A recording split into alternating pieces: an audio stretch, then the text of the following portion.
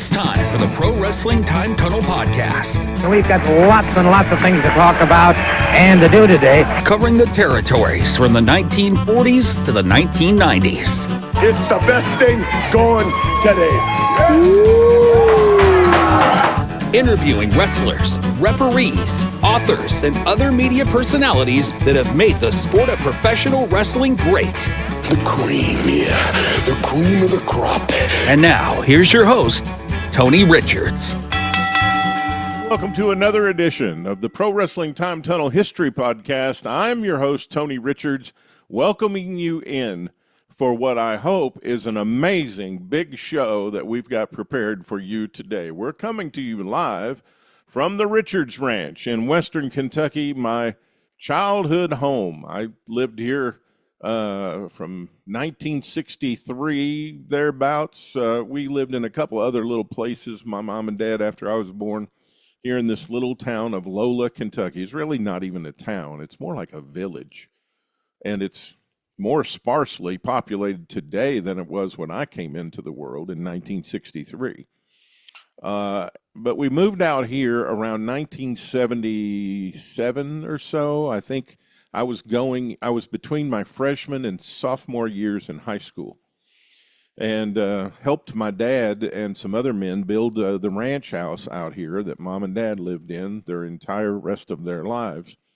My dad passing away in 2023.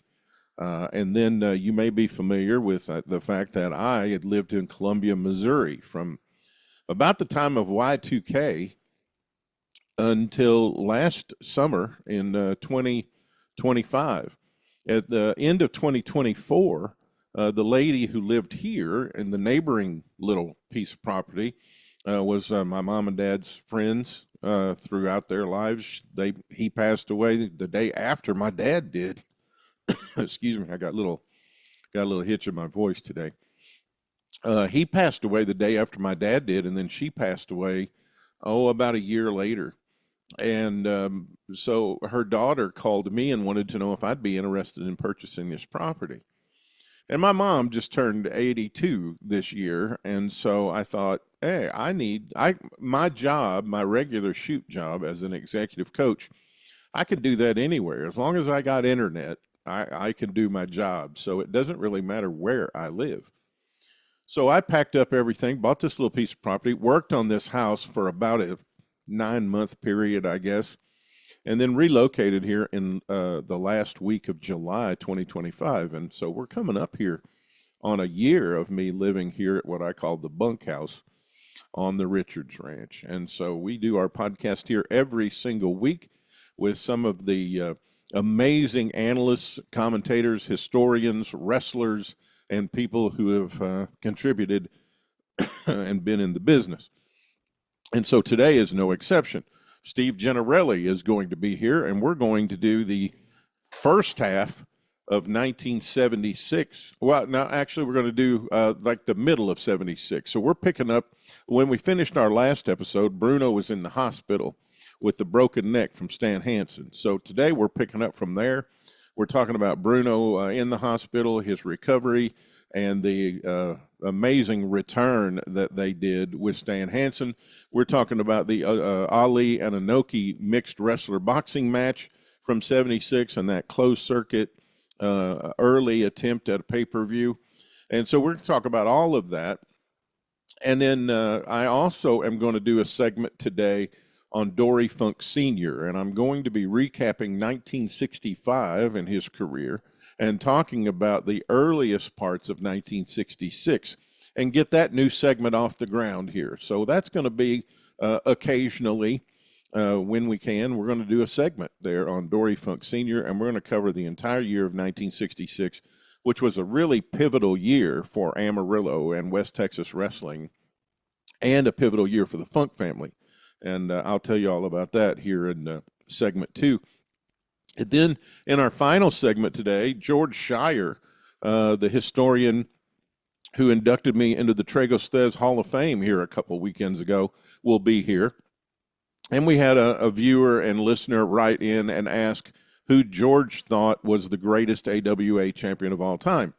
And so I took that question and expounded on it. and told George, I want to hear your top 5 AWA World Heavyweight Champions of all time. So George is going to be here, and we're going to do that countdown. George's top 5 AWA World Heavyweight Champions of all time. Hey, if you haven't subscribed, please hit that plus, like, subscribe, follow, whatever that button is on your podcast app. If you're listening on Apple or Spotify or something like that, there should be a button. I helped a lady at Trago Stez a couple weekends ago subscribe to the show, and hers was a plus sign. So whatever that button is, do me a favor and hit that and subscribe to our show so that you won't miss a single episode. Every Wednesday morning at 5 a.m. Central, 6 a.m. Eastern, we drop, and you'll be notified through your app that, hey, there's a new show with that crazy Tony Richards in your podcast app for you to listen to. And if you're listening on Apple Podcasts, please hit that 5-star review. Excuse me. I'm going to do that from time to time. I caught something in Iowa while I was there, and then it's taken me now about a week and a half. I'm just slowly but surely getting over it. So I apologize. Just bear with me. It's like my throat gets scratchy and I have to cough. I hope this thing is on its way out. But on Apple Podcasts and some other podcast apps, you can give us a 5-star review. If you hit that, that increases our visibility out there and helps more people find the Pro Wrestling Time Tunnel History Show, and that would help me quite a bit. We just added the latest, my appearance. I had 2 appearances on Talking Memphis Wrestling. I did one from Waterloo the night that I arrived there, and then I did one last week talking about the Hall of Fame induction, and we also talked about the Death of TNA series on the Dark Side of the Ring that had a whole lot about Jeff Jarrett, who, of course, was a second-generation wrestler here in the Tennessee territory, and he was the founder of TNA. So they asked me to be a guest on Talking Memphis Wrestling. So those 2 episodes are now in the playlist on our YouTube channel, Tony's guest appearances on other podcasts. So you can easily access that there. And so we're always curating that material, the History of Texas Wrestling series that I'm doing on Stories with Briscoe and Bradshaw. We've done 5 episodes. Episode 6 is going to drop this week, and we always try to put it in that playlist, Tony's guest appearances on Briscoe and Bradshaw, so that our YouTube channel is organized and it's easy for you to find stuff that I'm doing and stuff that we're curating there for your wrestling enjoyment of the kayfabe era and the territory era of pro wrestling. I just added about 50 matches to that playlist of 1976. So there's a playlist being curated on there. Of course, we're doing 1976 territory reviews here on the show, which is our most popular segment by far. And we're trying to add video content on our YouTube channel so that you can go there and watch some of the things that we're discussing here on the podcast. It's called 1976 Wrestling. And so we just added 50 or 60 more wrestling matches and interviews and shows. Just added a cool Muhammad Ali show when he was hyping up the Ali Inoki fight there. So check that out. Okay, let's get this show on the road and give my voice a little bit of a rest and welcome into the Richards Ranch Steve Gennerelli as we're talking WWWF 1976. Hello again, everybody. Welcome to the Pro Wrestling Time Tunnel History Show. I'm your host, Tony Richards, live from the Richards Ranch in Western Kentucky. And joining me for today's episode is our WWWF analyst and overall great guy, Steve Gennerelli. Hey, Steve, how are you, man? Hey, it's good to be here with you, Tony. This is something I've been looking forward to for a long time. It's one of the earliest memories I have of wrestling, so I'm really happy to talk about this with you today. Oh, my gosh, me too. Last time on the last episode, we left Bruno in the hospital, so we got to get him out of the hospital after he suffered the lariat from Stan Hansen and got his neck broken. And I remember the headlines of all the wrestling magazines. Doctors told me I may never wrestle again, and all of that stuff. So we got all of that coming up today, plus the great Ali and Inoki mixed boxer versus wrestler match that was promoted in 1976. We got a whole lot of things to talk about today. Before we get into the show, though, wrestling fans, if you're going to step into the ring like old school legends, you better smell like you belong there. I think Vic Van Vader could have used some Grizzly Up soap. This week's sponsor is Grizzly Up Soap Company in Hopkinsville, Kentucky, right here in Western Kentucky. A great, cute couple. As a matter of fact, a couple of weeks ago, they had a feature in one of our local newspapers here about their life and the Grizzly Up Soap Company, and I really appreciate all of our listeners ordering some soap. We got a great special feature called Get on Your Soapbox, which we're going to be doing here really soon on the Pro Wrestling History Time Tunnel Show.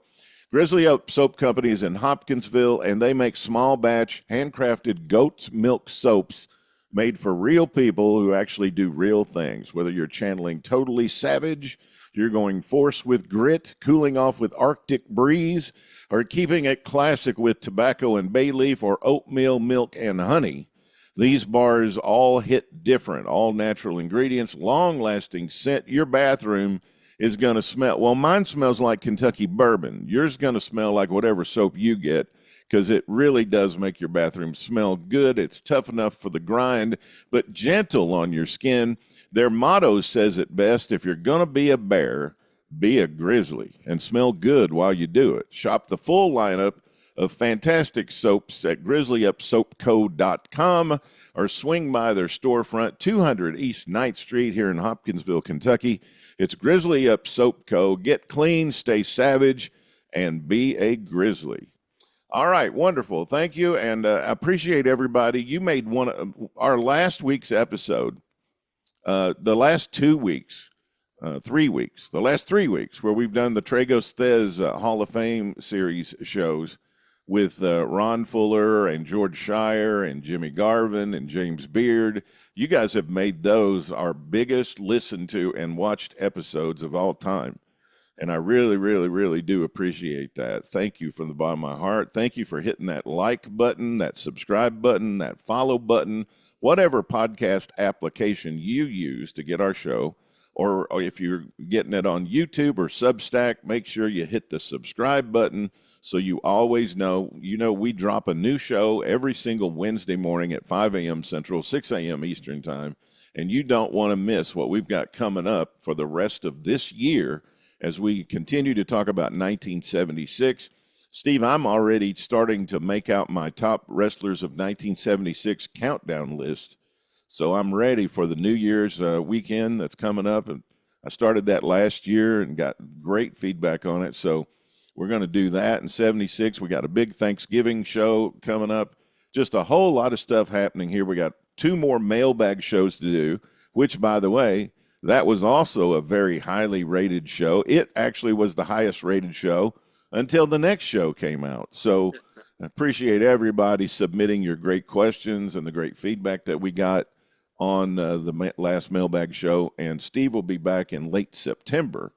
You know, I've got people, Steve, that are requesting more mailbag shows. So I love doing them with you, and I always learn a lot, and the questions are always so good. So whenever you need me on the mailbag, I'll be back for that. oh man, they're asking for it more often. So, you know, I don't know what the frequency should be, but I mean, if our listeners and our viewers want it, we want to give it to them. And you know how much I enjoy talking about wrestling history. So, all right, so we're in the WWWF 1976. When we last left our heroes, Stan Hansen was gloating, talking about, I know in a lot of the wrestling magazines, he was talking about bring on this person and this champion and that champion, and I don't care who I face, just give me people and I'll wreck them just like I did Bruno.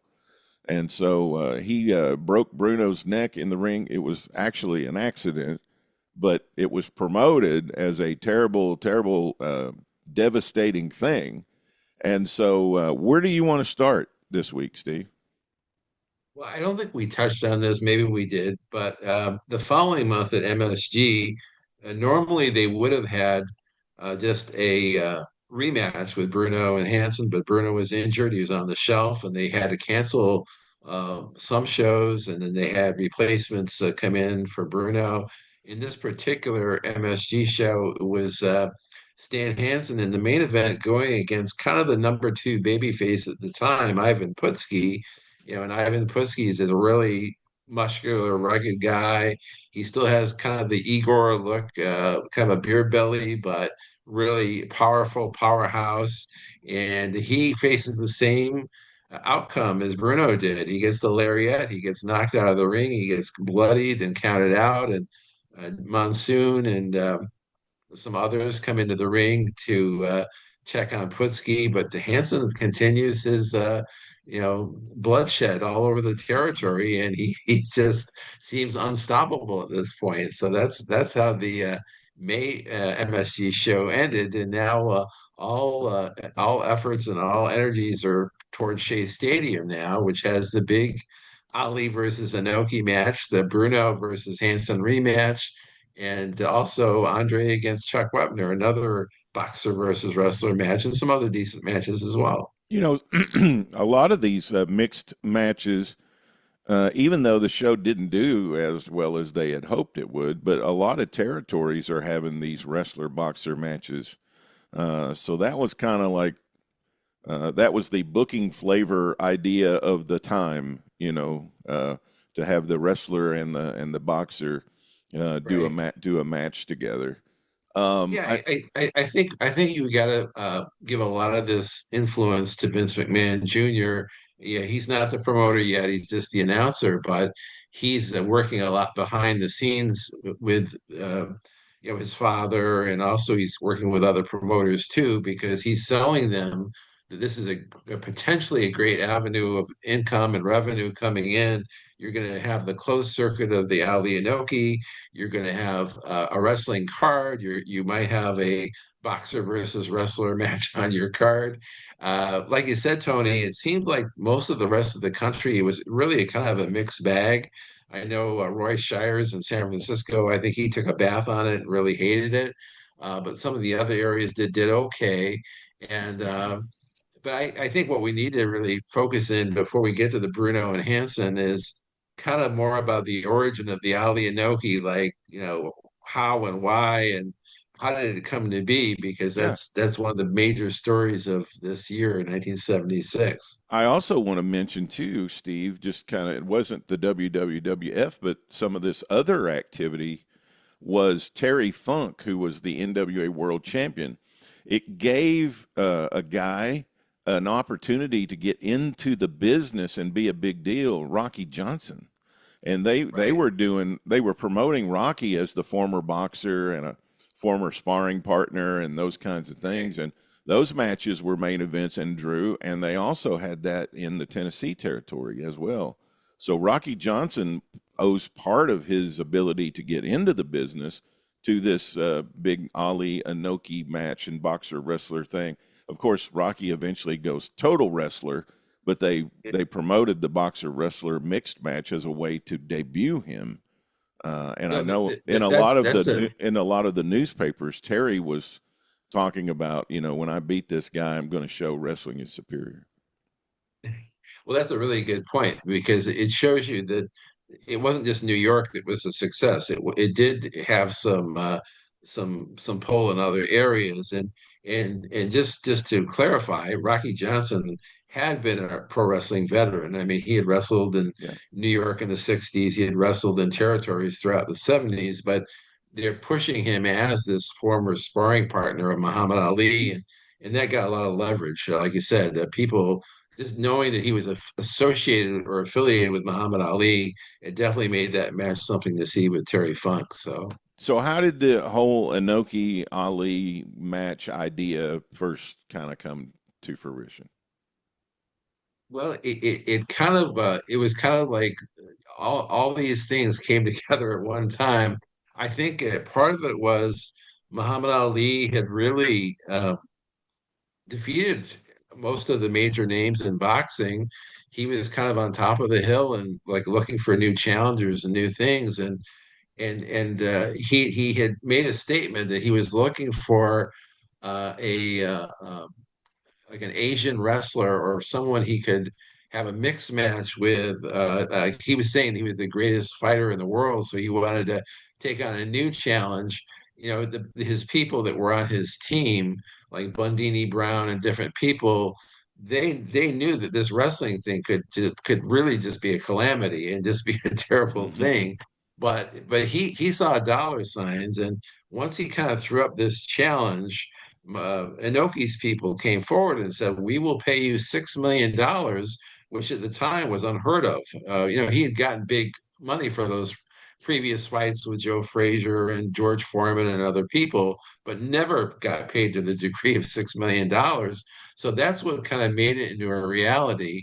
And Vince McMahon Jr. had worked with Bob Arum a few years earlier. In 1974, they worked jointly to try and do the closed circuit of the Evel Knievel Snake River Canyon jump, which is, as many people can remember, was a big flop. And I guess Vince and some of the other people really, took a bath on that one. But Oh like my you've always gosh. said to me, Tony, some of the people who become, billionaires and great successes, they have to have some failures along the way, and that's Oh, what happened. Steve, listen, when I was a kid, well, I was about 12, I guess. At Christmas time from like about 1974 through 1976, on my Christmas list was Evil Knievel stuff. Yeah, The me too. Evil Me Knievel too. toys, the motorcycle, the track jump, and all that. And that year of 76 was when they came out with the little rocket that Evil Yes. Knievel was going to sit in and jump over the canyon, and you wound up it had a Yeah. crank on it, and you wound it up, and it shot the rocket out. And what a great memory! Oh no, that is great. And I had gotten the one before. I had gotten him on the motorcycle that you Yep, had to crank up like that. yeah, And I wanted the rocket, but I never got it. So if you got it, then more power to you. I did, and I wish I still had it. I don't know. Me too. I don't know Yes. what I did with it.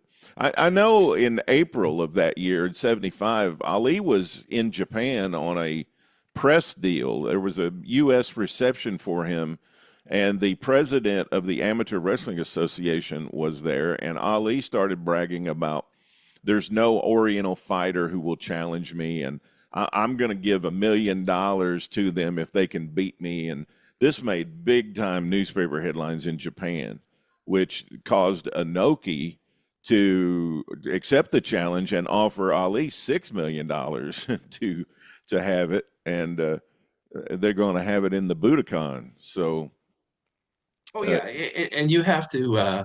We have to take a look at Antonio Inoki and what kind of a person was he, and what motivated him. Fred Blassie called him a conceited jerk. So, I mean, I'm not saying that that word is gospel, but I know there were some people in wrestling kind of felt that way about him. But he and Baba had come up through the ranks in Japan in the 1960s, and by 1972, and they had worked in the same company together. Baba has earned the trust of the Funks and the Brunos and people stateside, and he's doing really well with his promotion, which would end up being the All Japan promotion, which would mm, be doing really, really well. Now Inoki has his own promotion, New Japan Wrestling, which is kind of more like an up and comer, and he's just in the process of making a talent arrangement with Vince McMahon Sr. in New York. So there's going to be a relationship between the Worldwide Wrestling Federation and New Japan Wrestling. And now all these things are just coming together. Ali's challenge, and Inoki wants to be this big thing, and Inoki's people are putting the money up, and so it's all coming together. And so they're going to have it as a closed circuit at Shea Stadium. But the thing is, I mean, to the American people here, Inoki, even though he had wrestled in Cleveland and he wrestled a little bit in the IWA, he was just like an unknown quantity. I mean, he could have, any known American wrestler probably would have done better as far as, hyping it or whatever. But at least he seemed like a legitimate guy, a guy who has a skilled background who could give Ali a fight. But he was really kind of an unknown guy to the great majority of people. So. yeah, it worked great. It was a perfect match in Japan because the way, well, Baba really focused on pure wrestling. His All Japan promotion was, total wrestling, and he was a longtime member of the NWA and was bringing in the champion, and they were having these 60-minute draw wrestling matches, and his Champions Carnival tournament was exciting the way he booked it. Inoki went the mixed martial arts route. So a lot of his matches were him against all these different martial artists around the world. He brought in the Swiss or Dutch, I can't remember, jiu-jitsu guy or the judo guy, and he beat him. So all of these different champions of all these different disciplines and mixed martial arts stuff, he's known for it. And now he's going to mix boxing in, which again in Japan makes total sense because that's the way he's promoted his promotion to be. And really the idea that he wants to get across is that pro wrestling is better than any combat sport in the world. That's what he's trying to get across. And he's the best pro wrestler in the world that's on the top of this mixed martial arts combat sports pyramid. And Ali is the greatest boxer in the world at this time. Like you said, he's beaten all his challengers. He got the majority of the prime years of his career taken away because of his non-participation in the Vietnam War. And so he comes back. He has the Thrilla in Manila and all these great big boxing promotions in different places. And so now he knows he doesn't have that many years left in his career. He's trying to maximize the income that he's going to have. So it seems like a good dollar for dollar thing for him.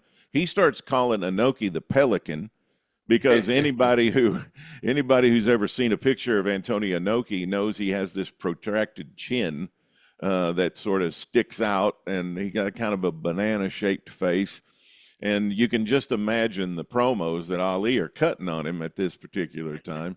Inoki's firing back, and they have these big press conferences in New York City where Angelo Dundee, who's Ali's trainer, is the person who's conducting them, and Mike LaBelle is there from L.A., and Vince McMahon, and there's all this consolidation of all these promoters trying to show a unified front for this big match.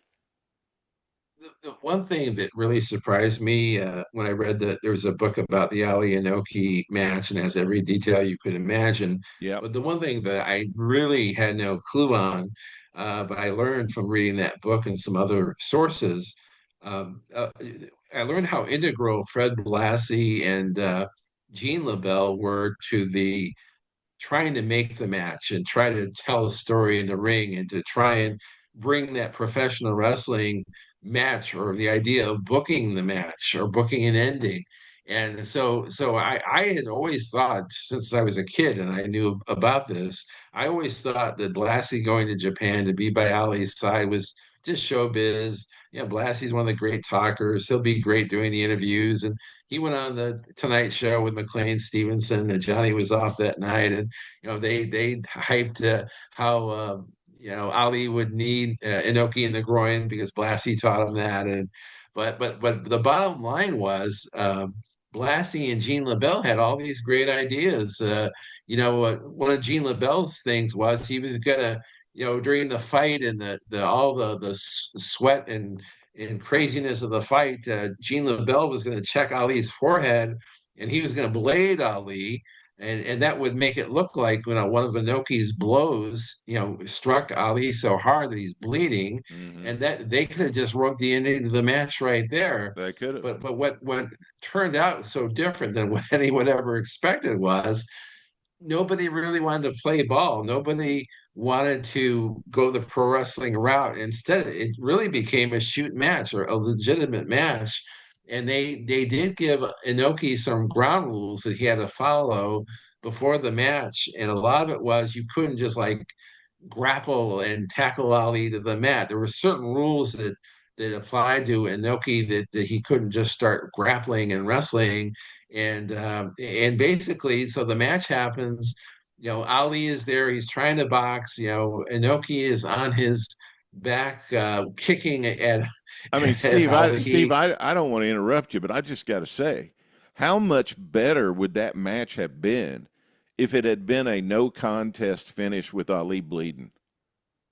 Right, right. And that's what they wanted to do. I mean, Inoki was smart enough to know that just being in the ring with Ali and getting the rub from being in the match with Ali, he didn't even have to win the match. Just being in the ring would have been enough. And Inoki was all up for the idea of he wanted some kind of convoluted ending where um he was gonna do a major blade job, and he was gonna hit Ali with his enziguri kick, knock Ali to the mat, and then you know who knows who's going to win the match, but he believed, Inoki believed that as long as he kind of knocked Ali down to the mat and got his hand raised or potentially got his hand raised, even just being bloodied by Ali, he thought that that would make it more of a show or make it go over. But again, all these people involved, they couldn't come to any kind of a consensus. This is what Well, we're going to do. this is the history of the business.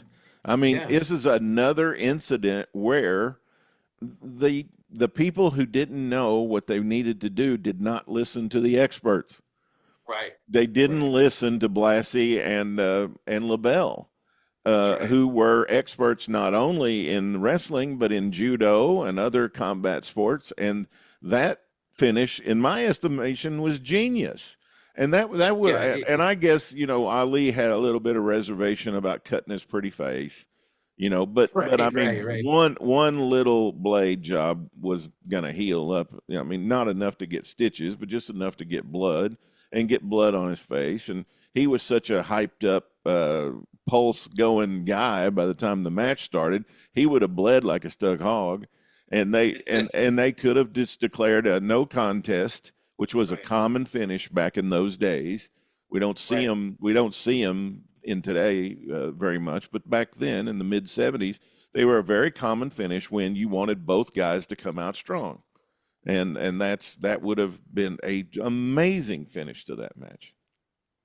Yeah, I think it was just the logistics, I think, of you're taking people from one sport, people from another sport, and trying to mix them together. And it's like you can't do it unless there's some level of trust. And like you said, when it came down to the bottom line in the 11th hour, Inoki wanted it to be a shoot, but he had rules that were preventing him from really doing anything. Well, And it's a Ali was just like I doing said, what he thought was the best. it was a microcosm of, we will see like 9 years later, Pro Wrestling USA.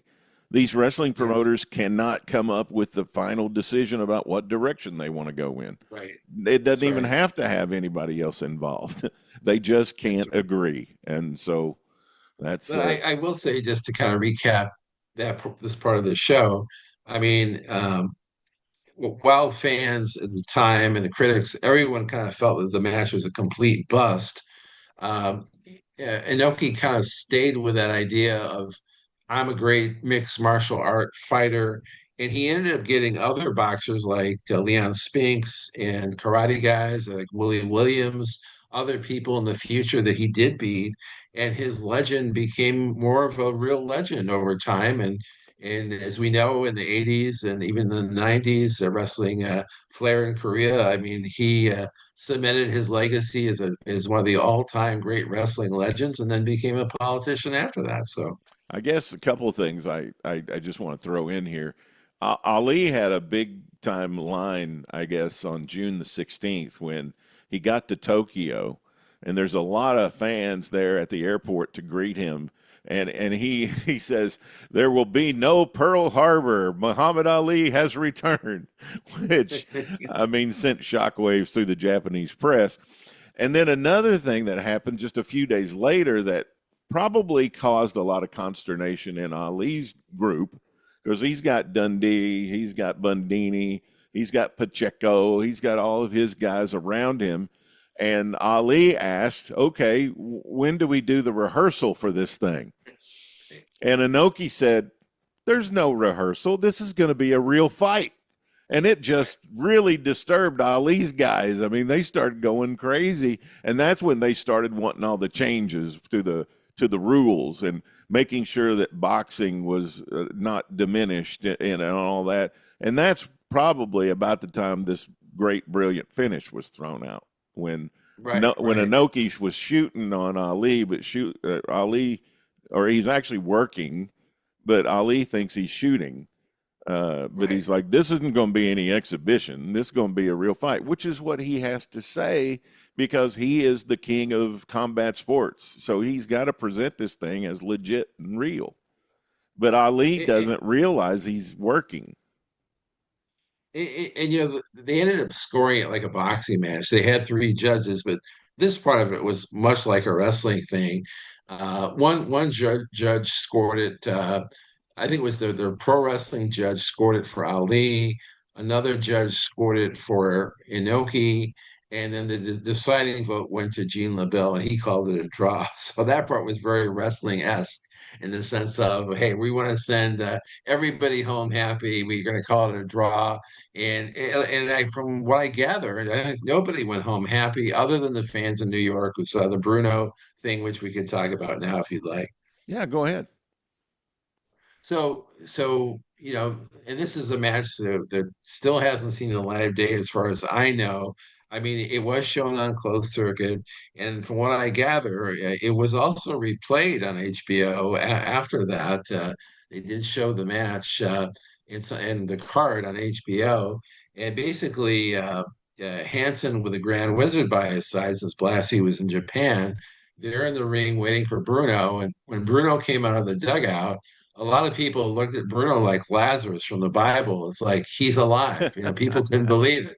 And and Stan Hansen, I think, was telling the story that, you know, this is New York. These there were people at this match, like women wearing mink coats and men in suits, and people were collapsing just seeing Bruno was there, that he made it.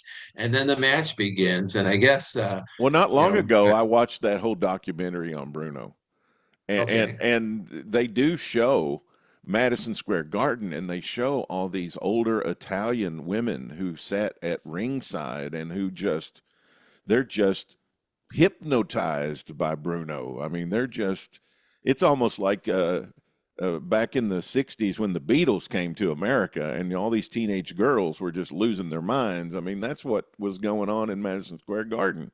Well, Every well, every time Bruno appeared, I mean, they were there and they had their lifetime seat at MSG and they were not going to give it up. They were going to see Bruno. Well, there was a belief that any Italian home had a picture of the Pope, Frank Sinatra, and Bruno on their wall, and I that could believe be it. true. That could be true. How cool But, was it though at this time? I just got to run this past you real quick. And I just had another memory I'll share. But how cool was it that this was on HBO? right, I right. mean, I Well, mean, the I thing didn't even that know I didn't even know what HBO was at this time.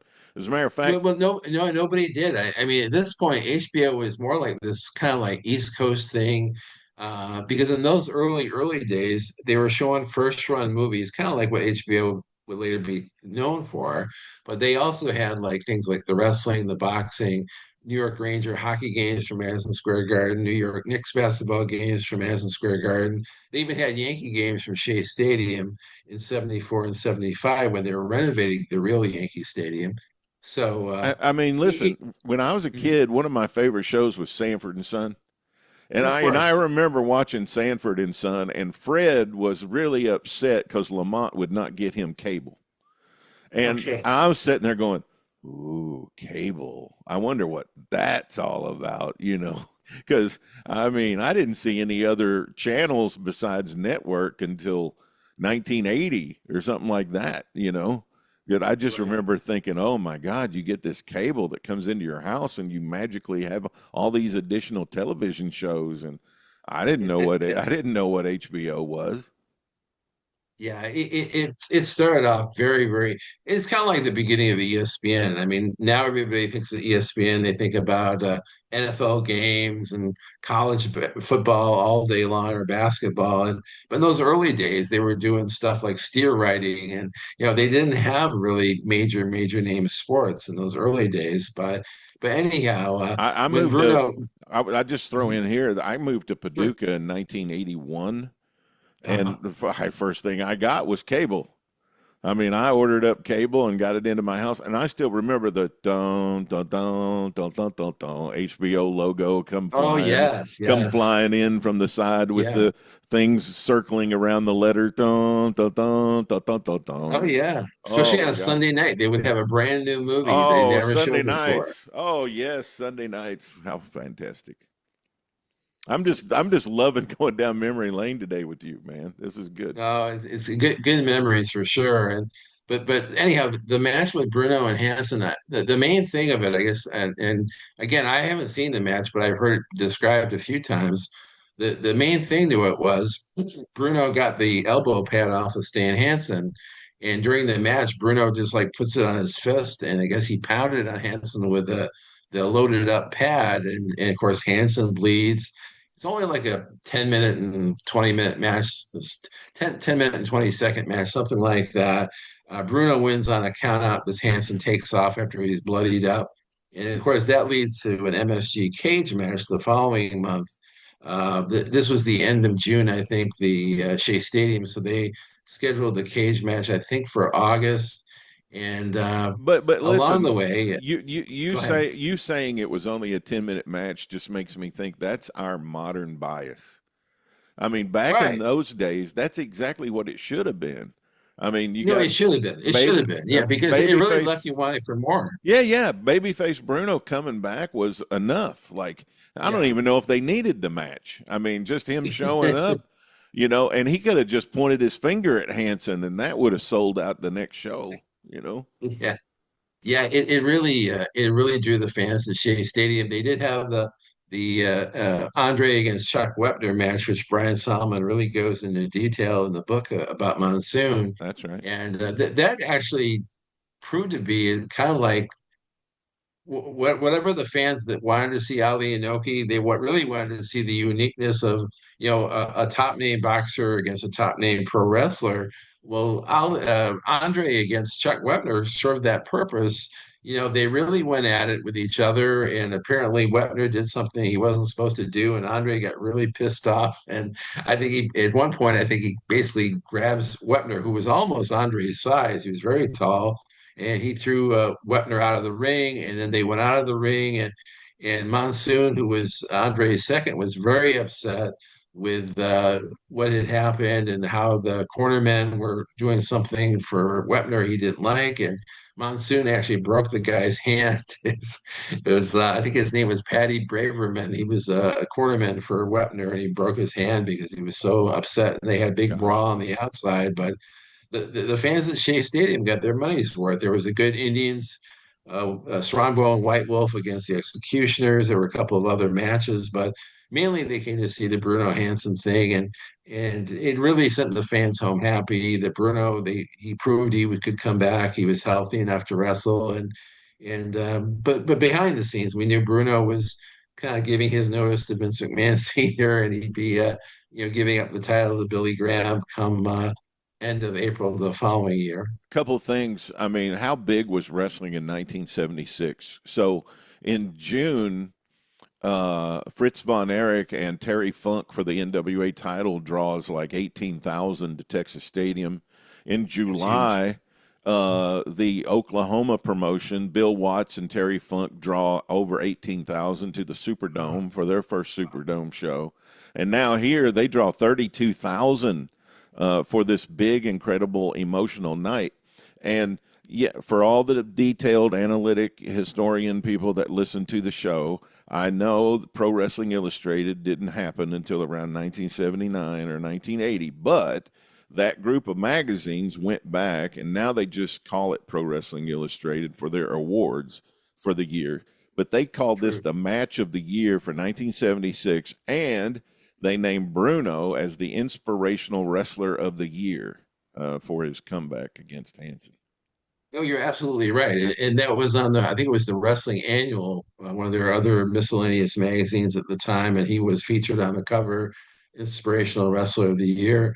And There was that but one, like I mentioned earlier, there was that one magazine where they have a picture of him and his neck and chin is in this sling right, kind of thing, and the headline is "Doctors told me I may never wrestle again." I mean, right. they got their money's worth out of every bit of promotion, and I love how you always at different podcast appearances bring up how integral magazines were at this time, because Oh you yeah. you didn't have very many media outlet, and the magazines being located in New York City were always very favorable to the McMahon promotion, and they got behind this whole thing like in a big way.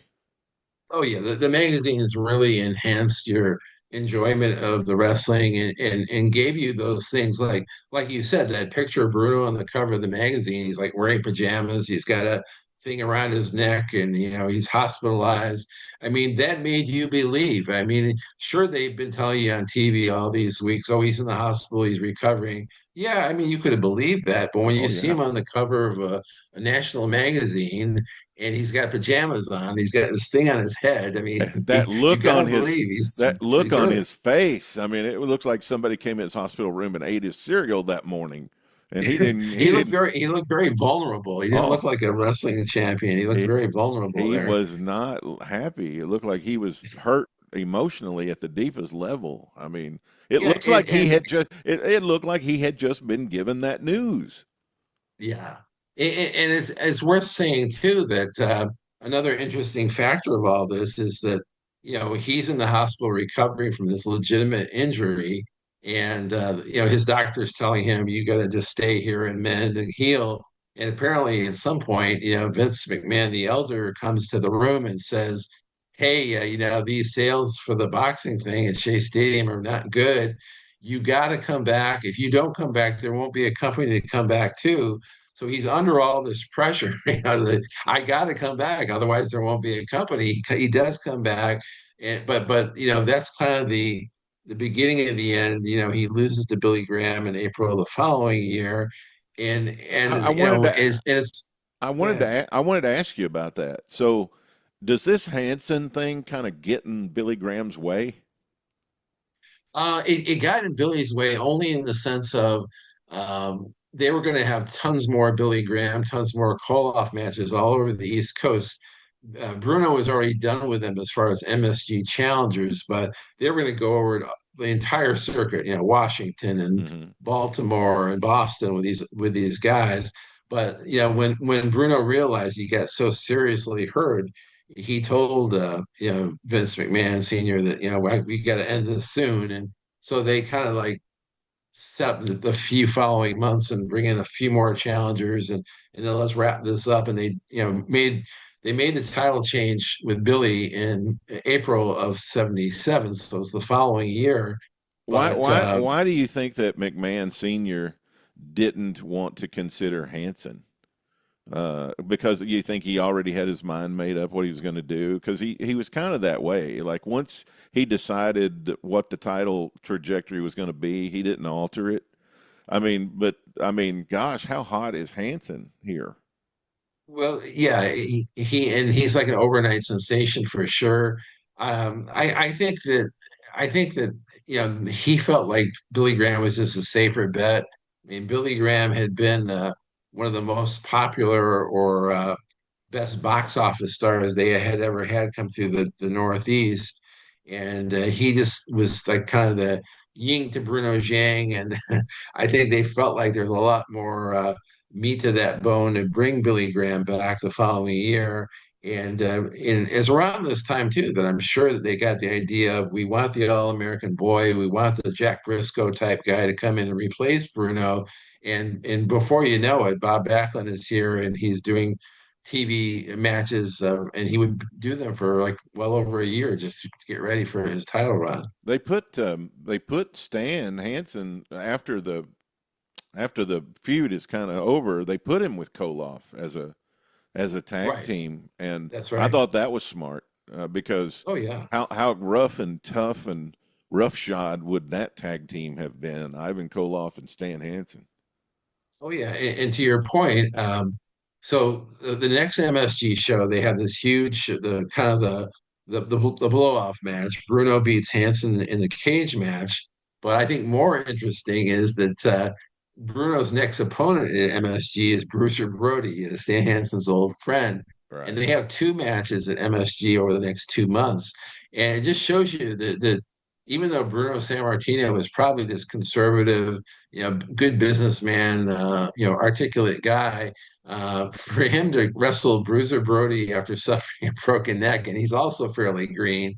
I mean, he must have had balls of titanium because it's like, who's going to do such a thing? But I guess those matches with Brody have never been seen. I don't think they were even taped if the MSG matches, but Which, but by the way, it definitely, I was just going to say, he.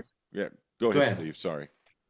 No, I was just going to say, it was actually the elder Vince McMahon that gave Brody his name. I guess he was just wrestling as Frank Goodish before that, and they had some Bruno Brody matches, and before they left the territory, Hanson and Brody are teaming together, going up against the Strongbow White Wolf team. So, I mean, again, this is the first year I'm watching wrestling, and these memories have lasted me 50 years now, and it's like, I mean, this is the best wrestling I can remember in my 50 years, just because it was so exciting. Yeah. And there is something to be said for that thing that your first wrestling is your favorite wrestling, Oh, because it no really doubt. is with me. It really Oh, is. no doubt about it. So they have the cage match August 7th of 76.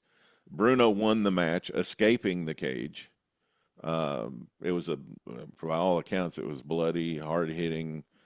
Yeah, I believe the Hanson. match is still on YouTube if you want to see it. I'll try to post it to our group here. I mean, Bruno just, definitively wins the match. A lot of people don't like the WWF cage rules, about walking out the door. But the way Bruno would do it decisively to a heel opponent, like in this case, Hansen, he just beat the hell out of him, like left him dangling in the ropes, and then casually walks out slowly out of the cage. I mean, that's the way you can do it with, really come out looking good if you're the champion.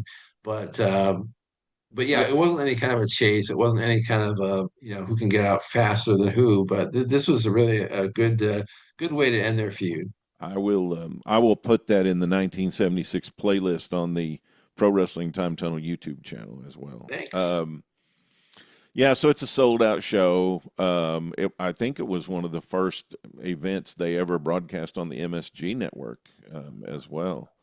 Yeah, And yeah. That whole thing is kind of convoluted because it's almost like what had been HBO and all the sports stuff that were on HBO kind of um, work their way over to the MSG network, and but when 1980 comes around, a lot of that same stuff works its way over to the USA network, and of course that's where eventually that Vince finds his home for a lot of his product over there, with showing house shows and eventually his shows like TNT and Prime Time and All American, those types of shows. what were you thinking when you were watching? Did you think that Bruno might not come back? Um, I guess I was still such a young fan and so kind of like brand new to this thing called wrestling. I just assumed he'd be champion for a long, long time. I didn't know that this was the beginning of the end. And he ends up this year with some really good challengers. He has the two matches with Brody. They end up having him beat Nikolai Volkov, who was a very good challenger at the time. He has two MSG matches to end the year with Stan Stasiak. Stasiak wins one on a DQ countout. He hits Bruno with the heart punch, knocks Bruno out on the ring apron, and then Another former champion to work that's with. right, that's right. That's the guy Bruno had beat in 1973. And then in a Sicilian stretcher match, Bruno beats Stasiak in December of 76. Oh boy. We got, I mean, this whole year he's got superstar Billy Graham. He's got Big Cat Ernie Ladd. He's got one match with Waldo Von Erich, who he had a great series with in '75. He's got Right. both Ivan Koloff and Nikolai Volkov, as you mentioned. Stan Stasiak, Stan Hansen, Bruiser Brody. I mean, good Lord Almighty, what a last great year for Bruno. Yeah, yeah, and I will add this. One of my favorite Bruno opponents is Ken Patera, and he's made his debut in late '76 in the WWF, 3WF, and he has a three-match series with him. I'm getting ahead of myself. In beginning of '77, three wonderful matches at MSG with Patera, but we'll talk about that on a future show. Well, just one question: was Patera's finisher the full Nelson at that time? Yes, it was. So, So and that's that's what the whole neck injury is going to play out. yeah, it just added it instantly added drama of all sorts to their matches, and he broke Kevin Sullivan's neck with a swinging neck breaker, and he was putting all kinds of preliminary wrestlers on the disabled list with that move. All right. So now where do we go, Steve? Um, we've covered pretty much everything. I was telling Tony earlier that there was another HBO show I had seen, another live card that they did in July of '76, headlined by Bruno and Monsoon against the two Executioners, which was John Studd and Killer Kowalski. And that was a really, really good card. I mean, HBO really enjoyed putting on these wrestling shows, and I know Tony is aware of this, but there was a one show where Vince McMahon Jr. is in the Omni with Gordon Soley, and they're going to have an NWA show, and that has not seen the light of day since it originally aired. Hopefully, it will make its way out someday. It's in the vault somewhere, and I think so. it needs to come out. So after Bruno's big blow-off match with Hansen, couple things you mentioned, the Executioners are actually stripped of the tag titles in October after they used Nikolai Volkov during a match against Strongbow and Billy White Wolf. So we're going to have a tag team tournament, which is kind of interesting for the WWWF, that tag teams always seem to be kind of just an extra whatever, but they're going to focus on it here at the end of the year by having a big tournament. And as you mentioned, Ken Patera makes his debut around October.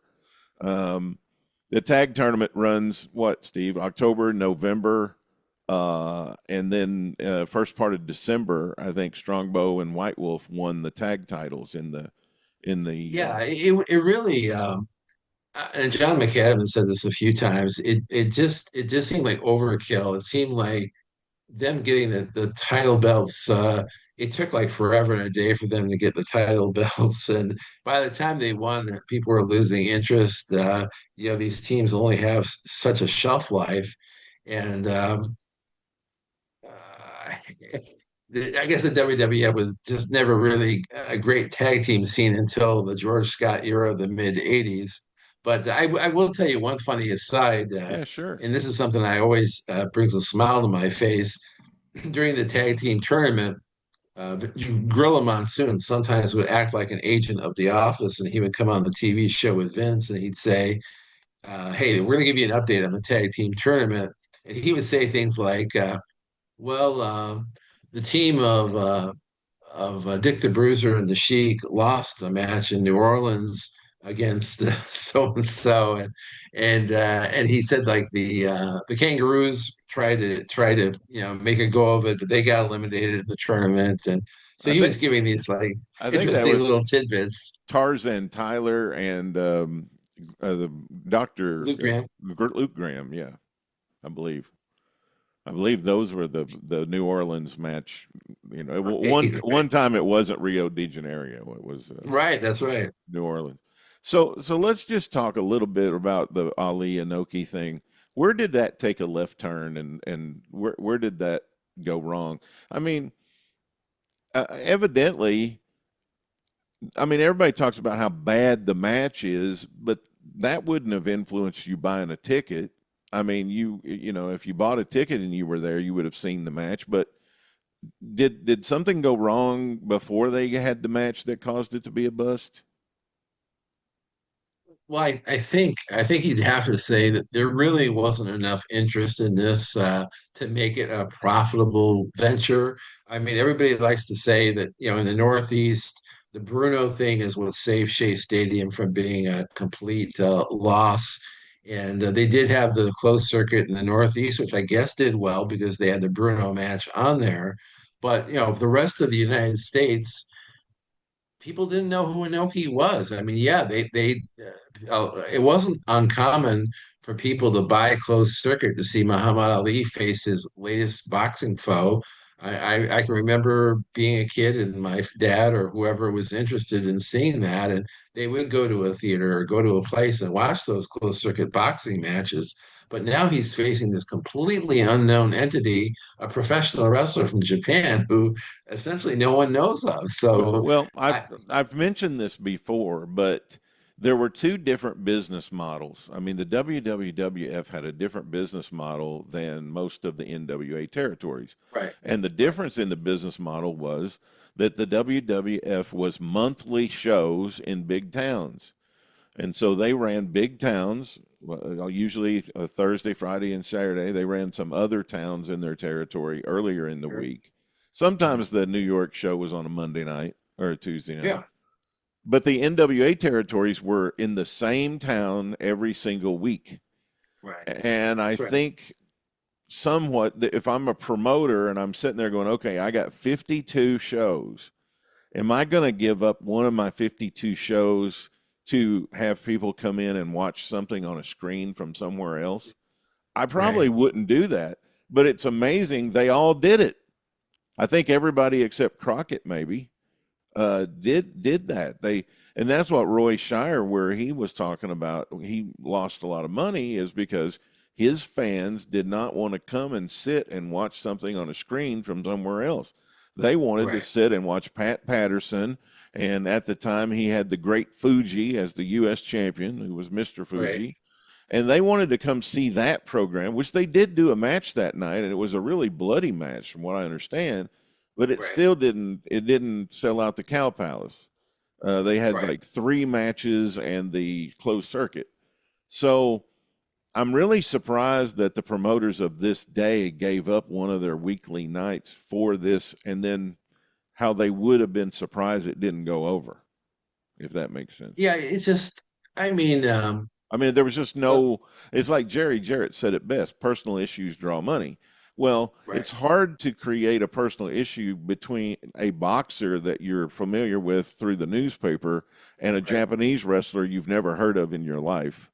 I mean, that's Right. kind of Right. hard to really magnify that into a main event that you're going to watch on a screen instead of your favorite, instead of watching Jerry Lawler in the ring against somebody, or Jackie Fargo in the ring against somebody, or Mr. Wrestling #2 in Atlanta, or Dusty in Miami. You're going to watch the boxer and the unknown Japanese guy. And along with what you're just saying there, it's just like a major miscalculation to think that, okay, just to see Ali against a professional wrestler in a match is enough for me to buy a ticket. I mean, that's really asking the people to kind of go above and beyond. I mean, yeah, the tickets weren't as expensive as they are today, but you're still paying money to go somewhere to watch something. And like you said, I mean, if these NWA cities, for the most part, are having weekly shows, and I'm sure there's many times where they have a real hot issue with the top baby face against the top heel, and you can watch them go at it live. Yeah. Compare that to watching these two, like one famous guy against a not so famous guy on a closed circuit. Like, why would you want to see that? So The that was a major miscalculation. And then the other major miscalculation was just the idea of let's send everybody to Japan, and once they get there, they'll work out all the details. We'll have a good ending to the match. It'll be entertaining, and it's like sending great actors and great directors to Hollywood to film a movie, but your script isn't done yet. It just doesn't work that way. I've got it in my brain, but I don't know if I can make it come out of my mouth and for it to make sense. And I don't read anything into what I'm saying. But I think the WWF booking was event to event to event. Right. The NWA booking was more deeply intricate stories, Right. because we got to come up with something every week to bring this fan back every single week to Right. Right. this building. And this Inoki Ali thing was just a major interruption in that flow. And it Right. just what here doesn't fit. And it just didn't fit. Now, One other thing I want to ask you about, because you got deeply into the book and read the book, and it sounds like you really enjoyed reading it. Yes, I did. Ali's biggest fear actually comes true. He actually did legitimately get hurt, right, in the match. Yeah, and Inoki, and I saw a little bit of the match. Inoki is kicking at him constantly, and that gave him blood clots in his legs, And these were and not worked kicks; these were shoot kicks, right? very stiff kicks, and he did get blood clots in his legs, and I guess it did as the years went on, it did really create a health issue for Ali. It didn't make him die younger or anything like that, but it definitely affected him, and you know, Is Inoki the only person that came out the winner in all of this? Because I mean, in Japan, it really boosted him in big time. Because it took a little this is, while. I mean, It took a little bit because there was kind of an odor that came off this match, I think, and I don't think his the rub that he got initially made him come out smelling like a rose. I think it did take a year or two, but once he starts beating like the karate guy and beating Leon Spinks and then beating other guys, and then of course being the wrestling champion on top of all that, his stock really begins to rise, and of course the New Japan of the early 80s, he's bringing in all this talent, including the future Hulk Hogan, which he had a real famous match with in the early 80s, Hogan and him in Japan.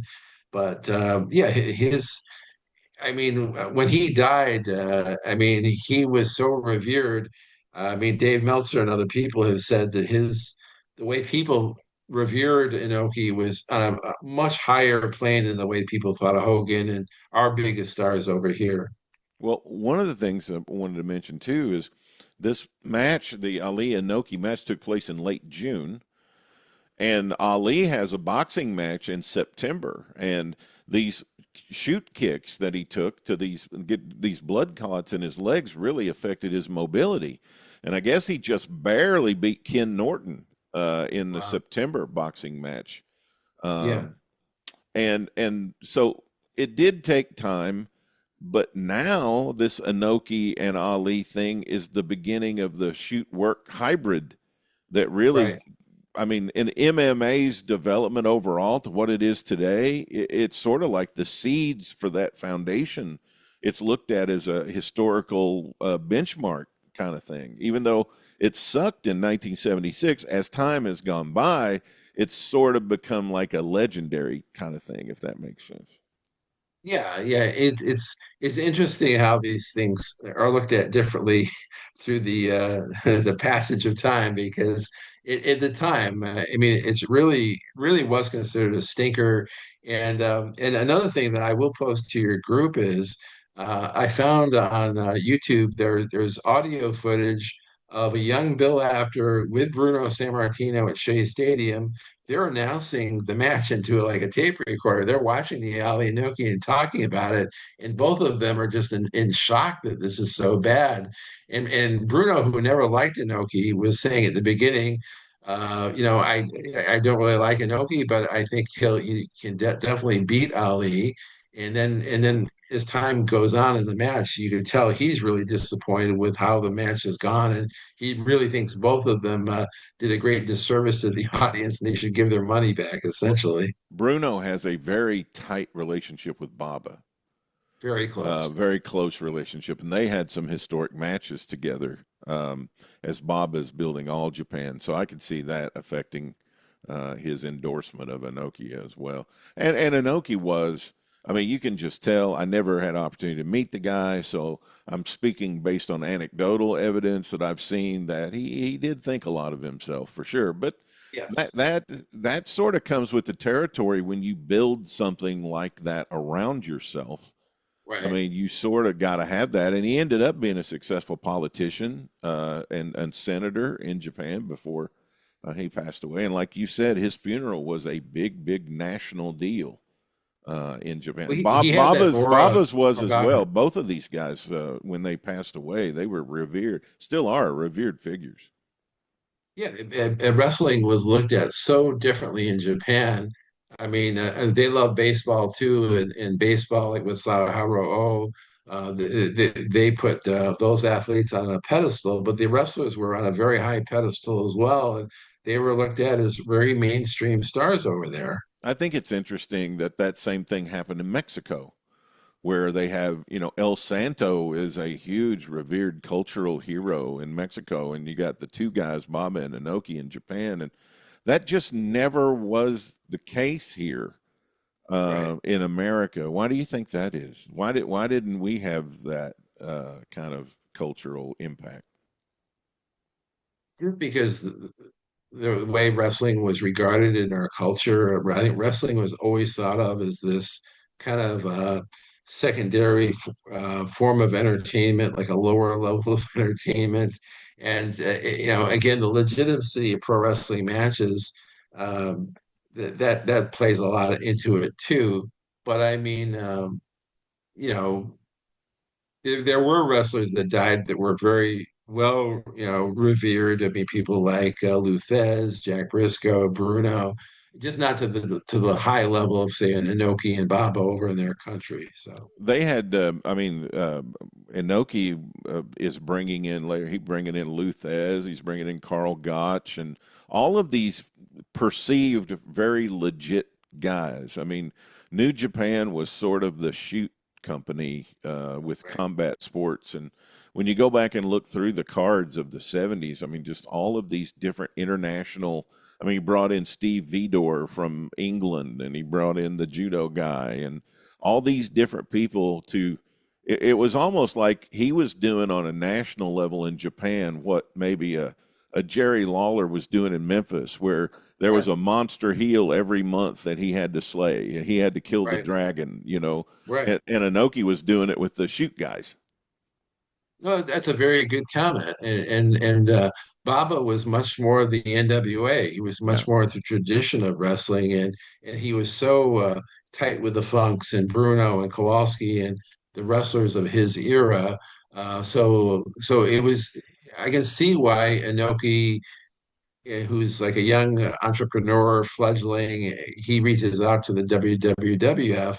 He'll never have Bruno working with him, but all the future WWF stars, the Backlunds and the Hogans, would be working for him. So I was just this morning, I was having my coffee, which is usually my morning reflection time, and I was sitting there thinking, I get to do a show with Steve today and talk about all this stuff. Like, how grateful am I that I get yeah, the well, privilege of doing this? And so, thank you so much for coming on and all you do for the Pro Wrestling Time Tunnel. And you help with the Facebook page, and you help me here with the show. And you always email me every Wednesday after you listen to the show, and you give me feedback. And you're so valuable as a partner here in our little family. And I really oh, thank you, I Tony. really appreciate you. Thank you for No, all it you. means a lot to me, and knowing that you're going to be going to the Hall of Fame very soon, or I don't know when this plays, but you may. I will have stood up in my suit and tie and done my thank yous by now. So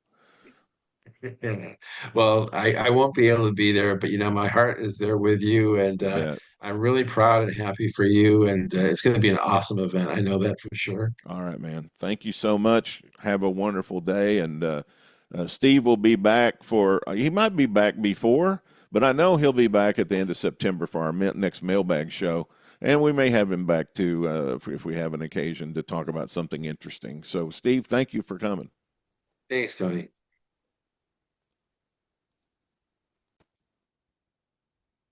All right, everybody. Well, hopefully you enjoyed that trip back to 1976 and the WWWF with Steve Gennerelli. That amazing program that's underway with Stan Hansen and the breaking of Bruno's neck and the follow-up of the big blow-off in the cage. Just fantastic stuff. And also our discussion about Ali and Inoki. Gosh, I remember as a kid how big that was blown up. I didn't know it was a bust.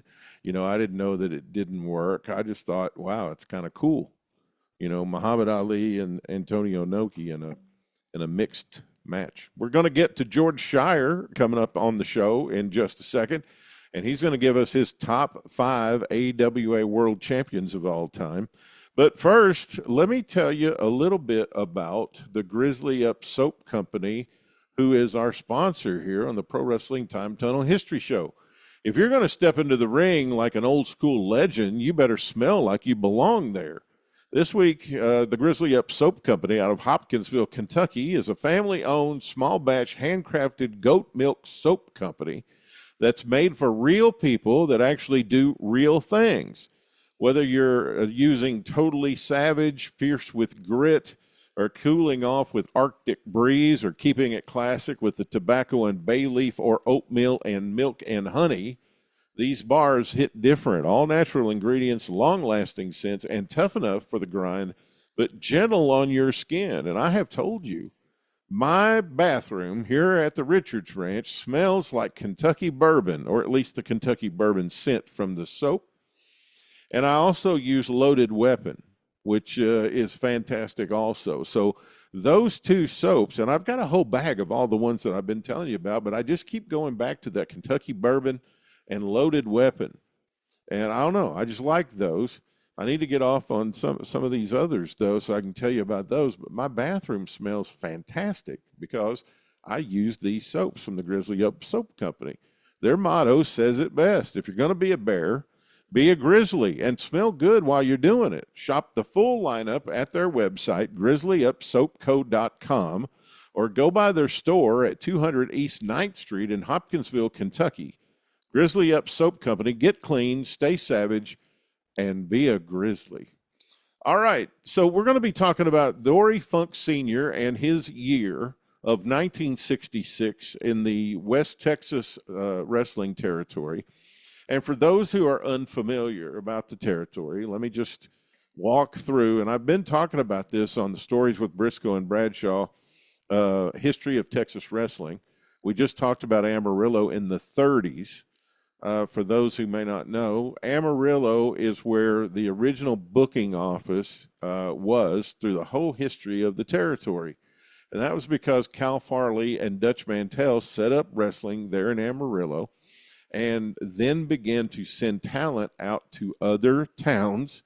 They had promoters in these other towns. They had Sled Allen in Lubbock, and they had a promoter in some of their other, Borger and Hereford, and some of these other towns started having wrestling, and they sent the talent there until they started forming, and Abilene was one of those towns. I think 1936, the West Texas Loop really started taking shape.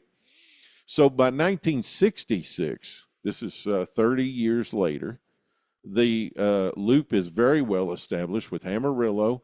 Doc Sarpolis is the majority owner of the company. He has cut Dory Funk Sr. in on some ownership, and he's also been mentoring Dory for at least, let's see, Doc bought Amarillo in 1955. It's now 1965 or 66. So he's been mentoring Dory now for 10 or 11 years on his booking philosophy. And so he's starting to turn some of the booking and matchmaking, excuse me, over to Dory. And we want to review what things look like at the end of 1966. Well, in the national wrestling landscape, and I've told you guys that I think this period of time, so in my 7 stages of the territory era framework, it goes in 10-year periods starting in 1925 through the end of the territories around 1995. And each 10-year period, there is a environment going on in the territory era. And in 1965 to 1975, those were the greatest, best drawing, most fantastic talent. All of that was that 10-year period from 1965 to 1975. And so that's the time period that we're dealing with here. So as we go into 1966, we're going into the second year of this fantastic 10-year period. I mean, we're going to be ending the Lou Thez World Championship era. Lou is going to be dropping that title as we hit the beginning of 1966. We're going to have rookies coming into the business like Jack Briscoe. We're going to have Terry Funk making his debut in 1965. We're going to have all of this fabulous talent that we've come to know that are going to be coming online in this 10-year period. And also, we're going to have the exit of some of the classic wrestlers out of wrestling in this 10-year period. All right. So television, in 1965, television has become a very hot thing. In the 50s, for primarily half of the 1950s, wrestling was a syndicated product that you could watch from Chicago, or you could watch it from Los Angeles, or you could watch it from Dallas with the Texas Wrestling. Otherwise, you didn't really have access. There wasn't really local wrestlers unless it was in your newspaper.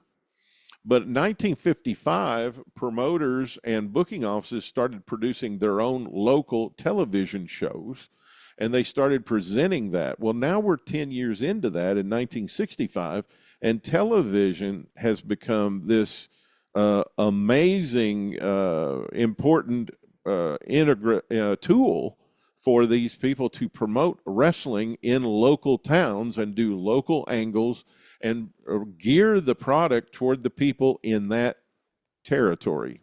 That's why it was called a territory, because it was the geographical footprint of television. And usually the limitations of wrestlers being able to drive from town to town, usually somewhere around 300 to 400 miles, was the typical limitation. Because usually the wrestlers lived in the booking office town. So in other words, in West Texas, a lot of the wrestlers lived in Amarillo, and they would go to, let's say, Abilene on Friday. They'd have, usually every wrestling territory had a short trip town, and that was Hereford. Or in this particular era, in 1965, 66, they also ran Littlefield, Texas, on Saturday night. Mondays were El Paso or Albuquerque. At this particular time, Albuquerque is being integrated into the West Texas office, and it's still under the booking office of Mike London. Now, Mike London would eventually turn over the town for booking to the Amarillo office, and he would be the local town promoter for Albuquerque. But they're still going to Albuquerque now, even though it's primarily run by Mike London. And then El Paso on Monday, Odessa on Tuesday, and Lubbock on Wednesday. That was typically the loop for Amarillo, and that's the loop we're going to be dealing with here in 1965, 1966. So in retrospect, at the end of 1965, in November and December, it was a closing chapter of one period of wrestling and the opening chapter of another. And it's going to be a very interesting opening chapter for the Funk family, because 1966 is going to be the last full year that Carl Doc Sarpolis is going to be the majority owner of the territory. He bought the territory in 1955. He bought it from Dory Denton, and it came with 18 towns. So he had 18 towns that had been developed that were running out of the Amarillo booking office that he necessarily owned. Okay. He is going to pass away in 1967. And in my Dory Funk senior book, that chapter is called When West Texas Becomes Totally Funked, because then the Dory Funk Jr. will buy the remaining shares of Doc Sarpolis, making him a partner and giving the Funk family the total ownership of West Texas. But here in 1965, at the end of 65, going into 66, and for the entire year of 66, Sarpolis is still the majority owner, and he is the primarily driving force behind the booking. Now, looking ahead to 1966, I just want to set the stage here for us a little bit. Western States Sports is the name of the company that runs wrestling. And that typically, when people thought of that company, they thought of a respected veteran They've got Dory Funk Sr. as their primary lead babyface. They've got the guidance and wisdom of Doc Sarpolis, who's been around since 1933 or so in the state of Texas. He was a partner in the Texas Wrestling Agency, which pretty much controlled talent and wrestling in Texas for decades. He worked in the Dallas office with booked for Ed McLemore. He worked in Houston and booked for Morris Siegel. So he's got an amazing amount of experience. He refereed main event matches that he booked. He was in the ring calling matches with guys. And just a tremendous wrestling mind. Just my overall hero in wrestling is Doc Sarpolis, just at how good he was and all the accomplishment, all the innovation. He booked the first tag team match in Texas. He invented and created and inserted the Texas Heavyweight Championship. He instituted the practice of blading instead of hard ways in matches. He gave wrestlers the ability to bleed in a more simple, more safe way than getting knocked in the head hard way with a chair or getting busted open with a fist. He has a rising young athlete, Dory Funk Jr. here in the end of 1965, going into 1966. And they have begun sending Dory Funk Jr. out to other places. He went on a tour of Australia in 1965 to work for Jim Barnett, who's just opened up, Jim Barnett and Johnny Doyle have just opened up World Championship Wrestling in Australia. And Dory Funk Jr. has been out there on a tour. So he's starting to develop other relationships. That relationship is going to benefit him in later years. And so he's also working here. He's holding the Southwest States Tag Team Championship with Ricky Romero. And they would be a long-term tag team championship team in the territory, but they have the titles here at the end of 1965. They have a promising young prospect in the Funk family in Terry Funk, who's made his debut in December of 1965. And they can see they're going to have another great talent here that's going to be able to be used, and they use him in some very interesting ways here in 1966. They got strong relationships. Doc Sarpolis was the former president of the National Wrestling Alliance. He has been a key member of the championship committee that decides who the world heavyweight champion is going to be. He has very strong relationships with Sam Mushnick, the president of the National Wrestling Alliance, who has been to Amarillo on several occasions to visit the territory and to attend matches in the sports arena in Amarillo. He's got relationships with most of the other promoters throughout the National Wrestling Alliance. They've got a loyal fan base that are coming back week after week in all these West Texas towns. They've got a reputation for presenting some of the most credible and technically proficient wrestling in North America. So when most people think of West Texas and Amarillo, it's a little bit of the way they think about Tennessee. You know, they think it's just all crazy, wild brawls and out of control stuff and all that. And there is elements of that because they want it to be authentic. You know, they present wrestling as real. They present it as a sport. And they present it with realism, which means there are going to be brawls and there are going to be some out of control things that happen.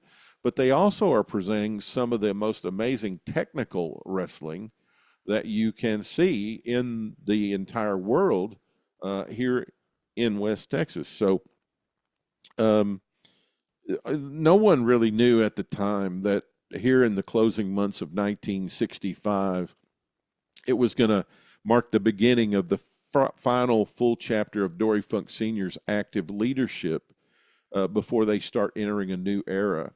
Dory Funk Sr. already has realized, and he works in January, for example. I think they put on like something like 30 cards in 30 different towns in January, and I think Dory worked 10. So he worked 10 matches in January. He is slowly but surely phasing himself down, and he's slowly but surely phasing Dory Funk Jr. up. And now Terry's going to be debuting. And let's let's talk about Dory Funk Sr.'s major programs and feuds at the end of 1965. The biggest thing that happened in 1965 was the Iron Mike DiBiase program. Probably the most significant ongoing issue in the closing months of 65 and going into 66. Iron Mike DiBiase, they had the amazing Texas Death Match in July of 65 that went until curfew in Amarillo. They had to shut it down. And Dory Funk Sr. and Iron Mike DiBiase both had won the same amount of falls. And of course, the Texas Death Match is, that it's no disqualification, anything goes, falls count anywhere. The match will continue until one man can't answer the count. And it went on. I think they went like 11 or 12. It couldn't have been 11 because they had the same amount of falls when they had to call it off because of a curfew. And then they came back with Sam Mushnick declaring that they had to have a rematch that could not go more than an hour. So that whole feud began in 65. Iron Mike DiBiase has been a major heel in the territory for a few years, and he is the major draw. And he's one of the territory's toughest heels, frequently found himself opposite the Funk family. He's got a manager who, for a shoot in real life, Jack Kane is married to the Dory Funk Sr.'s wife, Dorothy Funk's sister. So he's Dory Funk Jr.'s brother-in-law in actuality, but he's also his main enemy in storyline to the fans here in the mid-'60s. And it's a major rivalry with Jack Kane and Dory Funk Sr., and they're going to do some interesting angles coming up here in 1965 that I'm going to be really excited to tell you about. So Sr. often wrestled Kane in singles matches to neutralize his influence. The larger program revolved around DiBiase's attempts to establish himself as the dominant force in West Texas. The rivalry also served to elevate Dory Funk Jr., who met DiBiase repeatedly in featured matches. So not only are they using DiBiase to elevate Senior and keep him over as the primary babyface in the territory, they're starting to use that program to elevate Junior as well. Late in November, Dory Funk Sr. defeated Jack Kane in Amarillo, while Dory Funk Jr. faced Iron Mike DiBiase in a 2 out of 3 falls match, illustrating how the promotion divided the feud between father and son while keeping both prominently involved. There's also a 3-heel faction in the end of 1965. Tokyo Tom, who was a longtime heel in West Texas, Pampero Firpo, and Jack Donovan, Dandy Jack Donovan. That whole 3-man alliance. Doc Sarpolis was the first booker to book a 3-man heel team. Iron Mike DiBiase, Bulldog Danny Pletchis, and Art Nelson were the first three configuration heel team in the early 50s in West Texas. And eventually, I think Art Nelson would lose a loser leaves town match, and they would insert Eddie Graham as Rip Rogers into that 3-man heel team. And Rip Rogers would eventually turn babyface before leaving the territory and going off to New York City with Jerry Graham to be the fabulous Graham brothers. The wrestlers in the storyline at the end of 65 with Tokyo Tom, Firpo, and Jack Donovan, this group of rule-breaking wrestlers then often, Pampero Firpo also went under the name Ivan the Terrible during this time also. They regularly teamed together against Dory Funk Sr., Dory Funk Jr., Ricky Romero, Jose Lothario, and Rene Goulet at the end of 1965. Rather than focusing on one individual villain, Sarpolis often presented these men in interchangeable members of a heel unit, allowing programs to continue even as one wrestler rotated out of the territory. This booking philosophy gave fans the impression that Dory Funk Sr. was constantly defending the territory against these heel invaders. So he was this was done famously in Memphis in the late 70s and through the 80s, where there would always be a heel monster come into the territory. Jerry Lawler, they'd work their way through the other wrestlers until they eventually got to Jerry Lawler, and then they'd beat Jerry Lawler, and then Jerry Lawler would have to come back and then have the feud and have the blow-off match to finally drive the big monster heel out of the territory. This is kind of what they're doing in West Texas with Dandy Jack Donovan, Tokyo Tom, and Pampero Firpo. But Firpo would be the one who would exit the territory, with Dandy Jack and Tokyo Tom staying into the year we're going to get into, 1966.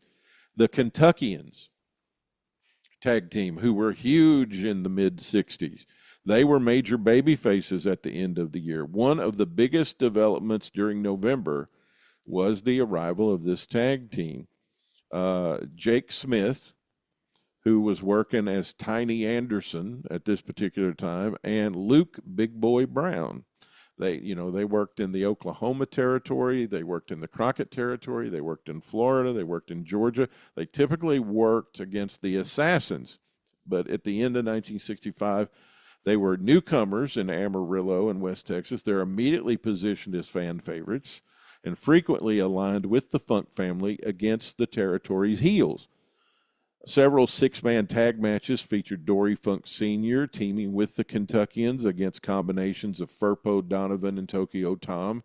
These matches became some of the territory's strongest drawing cards during the holiday seasons, November and December. The alliance between the Funks and the Kentuckians helped broaden the promotion's babyface center and roster, while allowing Dory Sr. to share the spotlight with these new wrestlers coming in to refresh the talent pool. So fans always felt like they were seeing something new and something different. Another thing that started happening around mid-1965 to close out the year was the bigger push of Ricky Romero. So one of Dory Funk Sr.'s most important behind-the-scenes objectives was establishing Ricky Romero as a major star in the southwestern part of the territory. Romero captured the Western States North American Heavyweight Championship in November of '65, giving the promotion another credible headline babyface. Rather than dominating the championship picture himself, Dory Sr. increasingly worked alongside Romero in six-man tags and other featured matches. This reflected Funk's long-term booking philosophy of creating multiple drawing cards rather than just relying on himself as a single attraction. And he learned that and was being schooled and mentored on that from Sarpolis. Dory Funk Sr.'s ascension. So in late 1965, Dory Funk Sr. was no longer viewed simply as the promoter's son. He was constantly featured in main events against experienced veterans like DiBiase, Don McClarty, Pampero Firpo, while teaming with Ricky Romero and his father, Dory Funk Sr. The father-son combination becomes one of West Texas' biggest attractions. In November, the Funks defeated Mike DiBiase and Jack Kane in Amarillo, reinforcing the family's position at the top of the territory. Also in 1965, Terry Funk made his debut, the most historically significant event of December 1965, December the 9th, at the Sports Arena in Amarillo, the debut of Terry Funk. Now, he had debuted the night before. Let's see if I can come up with that here for us. He debuted the night before. Where did he debut, Tony?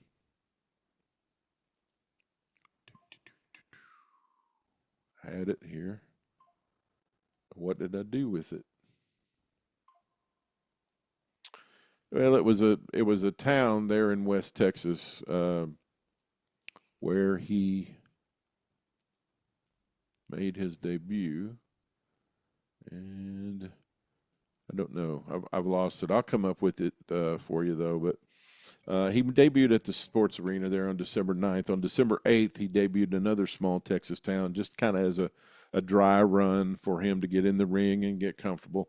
He made his professional wrestling debut by defeating Sputnik Monroe. And Terry has told that story about how Sputnik was taking advantage of him and had him down on the mat and told him to stay down there. He was doing good. Don't move. You're doing good, kid. Just lay there.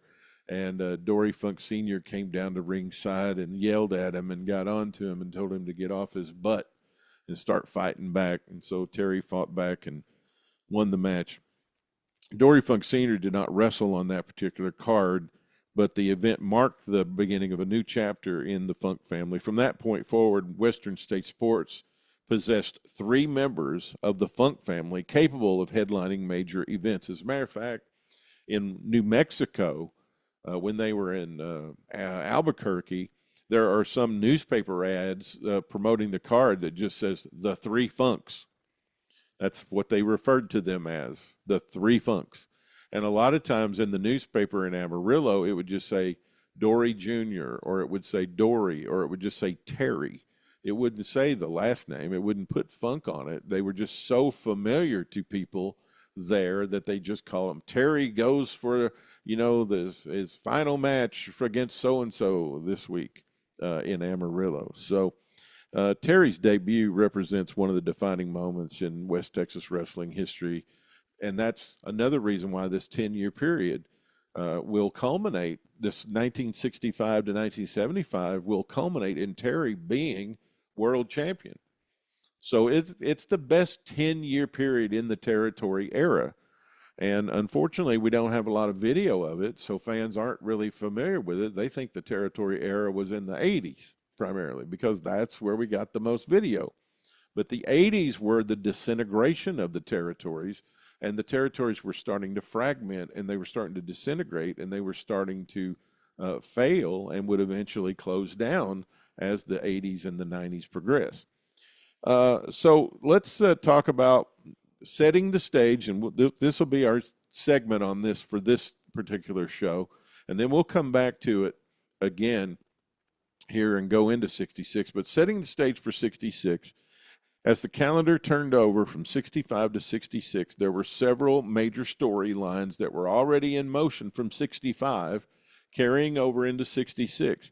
Mike DiBiase was still, even though he was beat from time to time, we just talked about him losing a match. He and Jack Kane lost in December, but he's still such a strong heel that beating him doesn't kill him. He still has heat.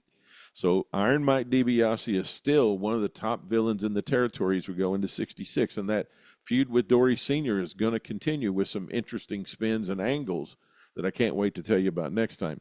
Jack Kane, who is his manager, continues to generate heat. And like I said, in real life, he's Dory Funk Sr.'s brother-in-law, but in storyline, no wrestling fans know that. They just look at Jack Kane as being the major evil heel manager force here in West Texas. Ricky Romero has emerged as one of Amarillo's leading baby faces, and he's the North American heavyweight champion, which is the #1 championship. For years, the #1 championship was the Southwest Junior Heavyweight Championship, but that evolved into the North American Championship. And sometime around the turn of the decade, around 1969 or 70, they changed it to the Western States Heavyweight Championship. But in this particular end of 65 into 66, it's the North American title, and that is being held by Ricky Romero. Dory Funk Jr. is a legitimate main event attraction. Now, in January, Dory Funk Jr. is going to be going out of the territory and be working for the Dallas booking office, and he's going to be working on that side of Texas. And that's going to set up an interesting thing because he's tag team champions with Romero. And we're going to have an interesting angle that I don't know that you've heard about this before. I didn't realize it until I started doing this research for my book and started going in deeper on these particular years. I did not know this event happened. So I can't wait to tell you on the next segment or the next show about what happens here as Dory Funk Jr. is going to the Dallas office. Terry Funk has made his debut in December, and they're going to pair him up with the big chief, Wahoo McDaniel, who's going to be coming into the territory. And there's going to be a tag team of Terry and Wahoo that are going to be stirring things up in the territory. The Kentuckians have become popular additions to the roster, but they're going to be exiting as well. And Doc Sarpolis and Dory Funk Sr. were overseeing one of the strongest and most respected rosters and promotions in the National Wrestling Alliance. And the mentorship and the schooling of Dory Funk Sr. on territory ownership, on booking philosophy, on handling talent, all of that is still going on now while Sarpolis is for his last full year of being alive here in 66. So it's going to be an interesting time period and an interesting year. I'm looking forward to getting into 66, and we will get into January of 66 the next time we come back and talk about Dory Funk Sr. and his career in January of 1966. But that kind of sets the stage for what was going on, and as we lift 65 and going into 66, here on the Pro Wrestling Time Tunnel History Show, where we only talk about territory pro wrestling history. And as you can tell, we do some deep dives, and that covers the end of 65 in the West Texas territory in the booking office of Amarillo. All right, let's move on with the show. And now I want to get into my discussion with George Shire. We had a listener and a watcher who wrote in and asked who George thought the all-time best AWA World Heavyweight Champion was. And I thought, well, rather than just ask him who the all-time was, let's ask George his top five. So let's get into that discussion here at the Richards Ranch now, and my discussion about the top five AWA World Heavyweight Champions of all time with my good friend, George Shire.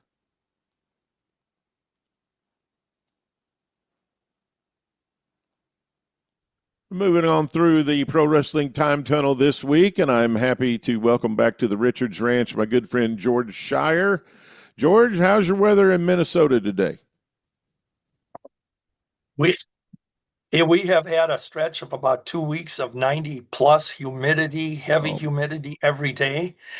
And it's great. I don't mind it. I like it over winter, but it can get old. I will admit that. That's hot in Minnesota, man.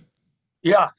Those people that think that Minnesota is, 20 below all year round, they're only wrong by 4 months. We get about 3 months where it shapes up pretty damn good. Well, I know, a lot of people in Minnesota, you guys are, you like going to the lakes and out to the cabins and things like that. Do you typically have that hot of a summer?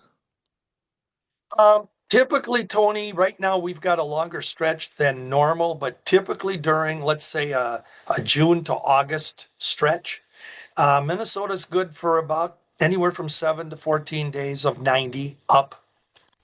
And this one's been a little bit longer, but it's normal. And then, Minnesota changes. It'll be 92, and then all of a sudden, a week from now, it'll be 57. So yeah. Well, I wanted to share a photo for those of our listeners who are watching us on video. Wow. This is from the Pro Wrestling Hall of Fame in Waterloo, Iowa, and I have two of my closest friends in the whole wide world on each side.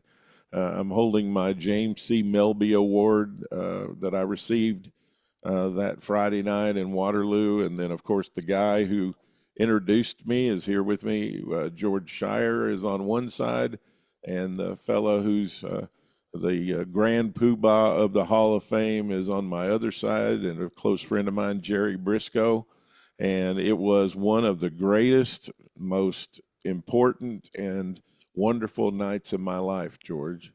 And you were a part of it, a big part of it, because you got up on stage and told everybody the things that were in your heart about me, and I just sat there and had to fight back shedding a tear because I knew I was going to have to talk after you. So it was great, and it was great to have your wonderful wife at my table. We had Steve Verrier, who's on the Pro Wrestling Time Tunnel with me. We do the Vancouver territory reviews together. We had Greg Klein, who does the Dallas territory with me on here. And we had, who else? We had Charlie Thez, Harley Alberto. Fez.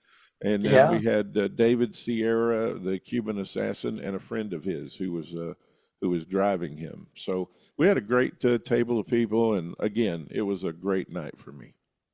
Well, and it was a great night for me, Tony, because I did enjoy getting up there and, as they would say in the business, putting you over.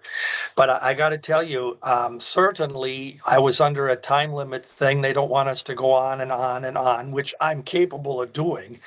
But I could have definitely uh, given you more kudos than maybe even you think about. You're just, when I tease, when I say you're the man of the hour, too sweet to be sour, I really mean it. That was always one of my favorite Dusty interviews too, so that's very Yeah. appropriate. Yeah. Well, and Superstar Graham, he used to do one that I've always loved. He would tell our announcer, Marty O'Neill, he'd say, Marty O'Neill with the sunglasses on, I am the reflection of perfection, the number one selection, daddy. And Oh, I've always loved that line. But I love it. yeah, it was a fun night, Tony, and we did have a good table and we had a good turnout for the banquet. We did. I looked across the room, and honest to God, it just seemed like a sea of people and so many fun people and renewing friendships. I can't tell you, it's people that don't attend these and people that say they've got it on their bucket list or they got to get there sometime. I say, you know what? Make it happen. You won't be sorry. Yeah. And the Hall of Fame is it's a living, breathing history picture that you can take home with you when you leave. The time you have, you will want to come back next year and you'll plan it on your calendar. And then I'm going to echo this that I've heard others say, support it.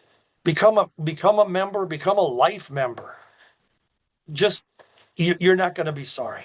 You're And just not. it was standing room only in your Yes. AWA panel, and had a room full there. And so let's see, you had Medusa on sitting next to you. You had Ken Yep. Resnick. Ken You Resnick. had Jimmy Garvin, and who else do you have? It was Mick Karch and Joe Chupik. Yeah, Joe Chupik. That's right. Yeah, And Joe Polish Joe Chupik. Chupik. Joe was so nice to me.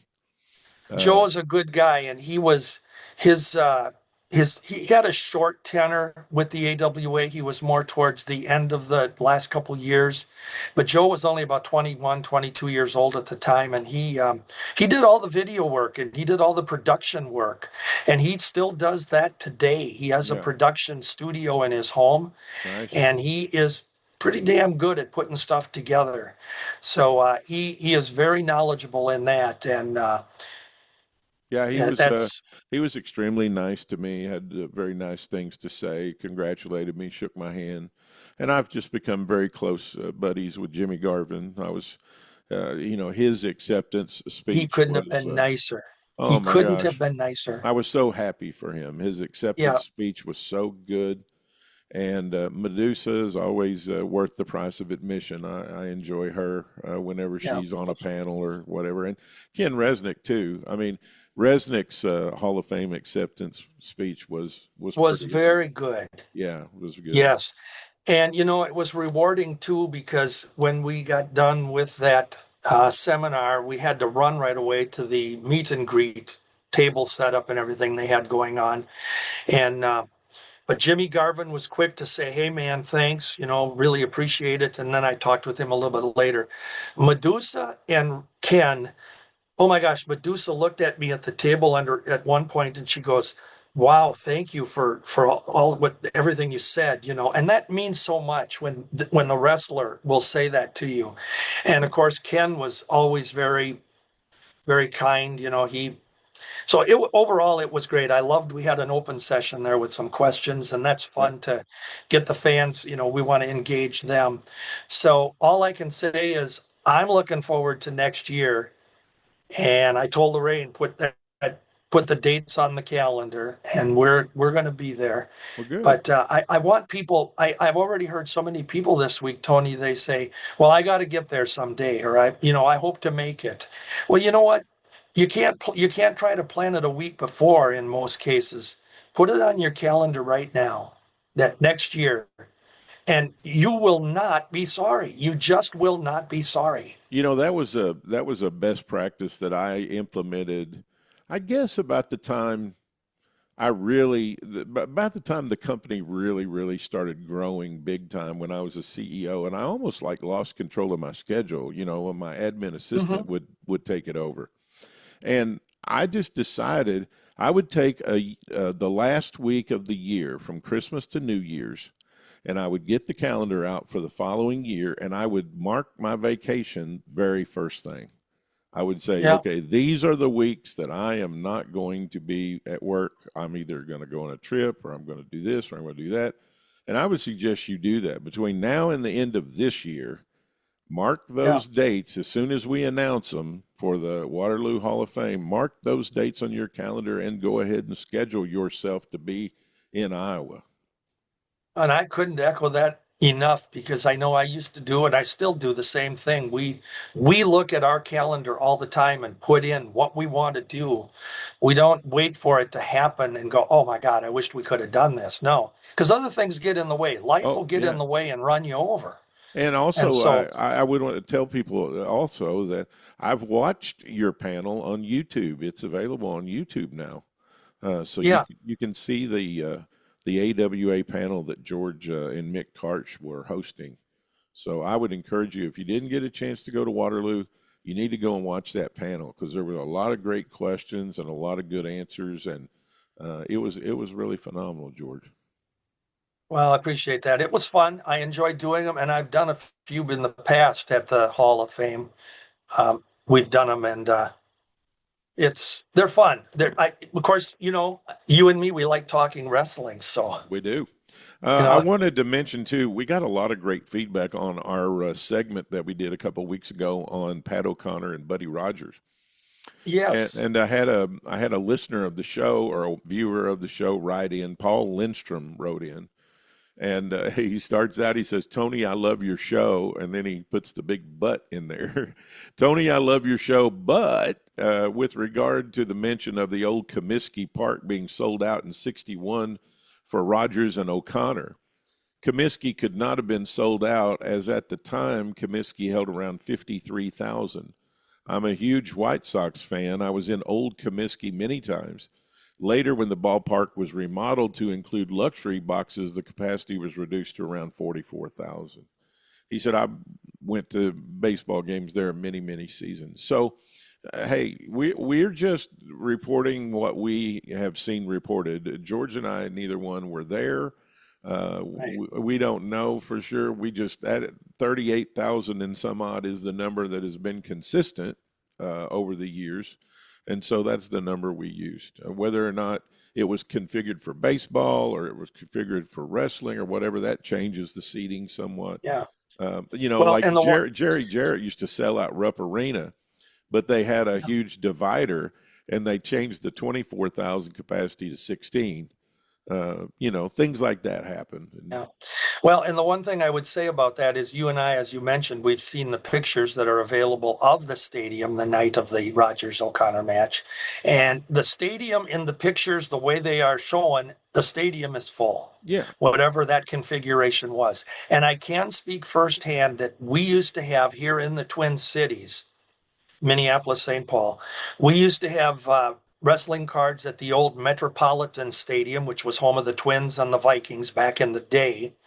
And I will tell you that the way they configured it for the ring to be set up on home plate and putting all the chairs, etc., they would sell that out too, as far as wrestling goes. But in those days, for Metropolitan Stadium, which was a smaller stadium and originally meant to be a minor league park for those that don't know, before the Twins and Vikings came, the capacity at Metropolitan Stadium at the time for baseball was probably under 20,000 for a baseball or a football game. But again, it's how it's configured. That's right. And so, And I don't think, all, and I could be wrong, but wrestling promoters today conflate numbers quite a bit, when they're talking about them. I don't know that they did that as much back in these days. I mean, I believe the number they put out.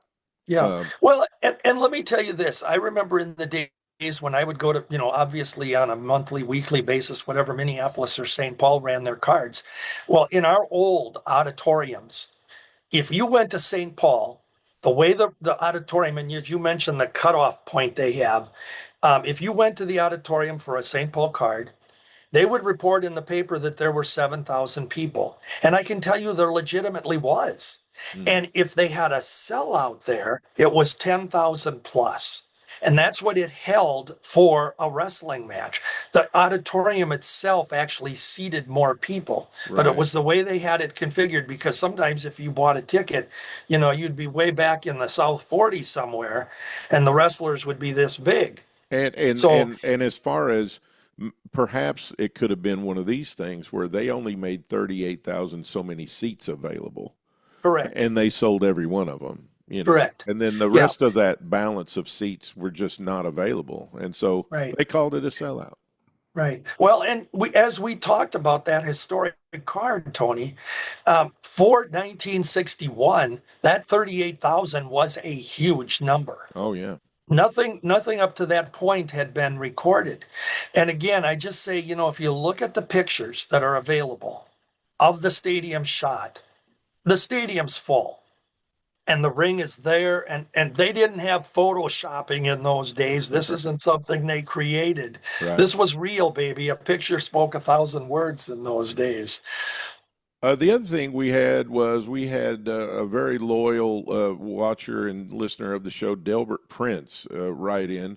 And he says, next time you have George Shire on, I want to ask, who was the best heavyweight champion of all time in the AWA? And I thought, well, if I'm going to ask George that question, I'm just going to go ahead and ask him, what's his top 5? So, George, what are your top 5 best all-time world heavyweight champions in the American Wrestling Association? Well, I'm going to tell you this before I start. Any type of question like this is, in a lot of cases, subjective, because you could line up 100 people and ask the question, and you might get several different answers. It depends on whose favorite somebody was, etc. Well, Delbert didn't ask me. He said, ask George. So what I would look at is this. The AWA ended up having 18 or 19 different world champions in its 30-year run. And if you look at all 30 of the names, or all 18 of the names, 18 or 19 of the names, every one of them, Tony, were huge names in the business. We weren't talking just a nobody. Dick the Bruiser, the Crusher, Igor Vodek. Fritz von Erich? Fritz von Erich. And Otto Vance, you got to give him a name. Jerry Lawler. Jumbo Saruta?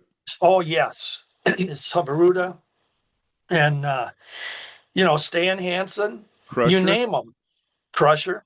And so when you pose this question to me, I guess I'm going to think of it this way, and I'm going to go backwards on you. I'm going to start with, you said name the 5. Yeah. If I look at it, first of all, I immediately in my head eliminate what I call the coffee break champions. Between Omaha, the Omaha Wrestling Office, and the Minneapolis Wrestling Office for the first 3 years of the AWA till 1963, there were some Omaha title changes that were not recognized by the Minneapolis office, the official home of the AWA. Joe Dusick was known to just pull a switch and then next week have the rematch, and nobody was the wiser. And in those days, with kayfabe and our limited ability to have that knowledge, no internet, etc., they got away with it.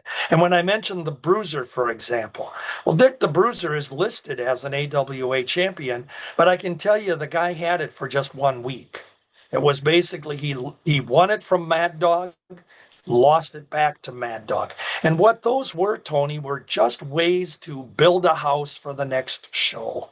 When I wrote that article the other day about the Crusher winning the title from Verne, that was just a 2-week 2-week thing. I mean, I think Yeah, Vern won it back later on in July of '63. correct. Well, and since you brought up Crusher, let's mention him. If you look at the rankings or the official title history for the AWA, the Crusher had 3 AWA championship reigns as world champion, 3 different times. But here's the deal. For the total 3 times, he held the title only 69 days.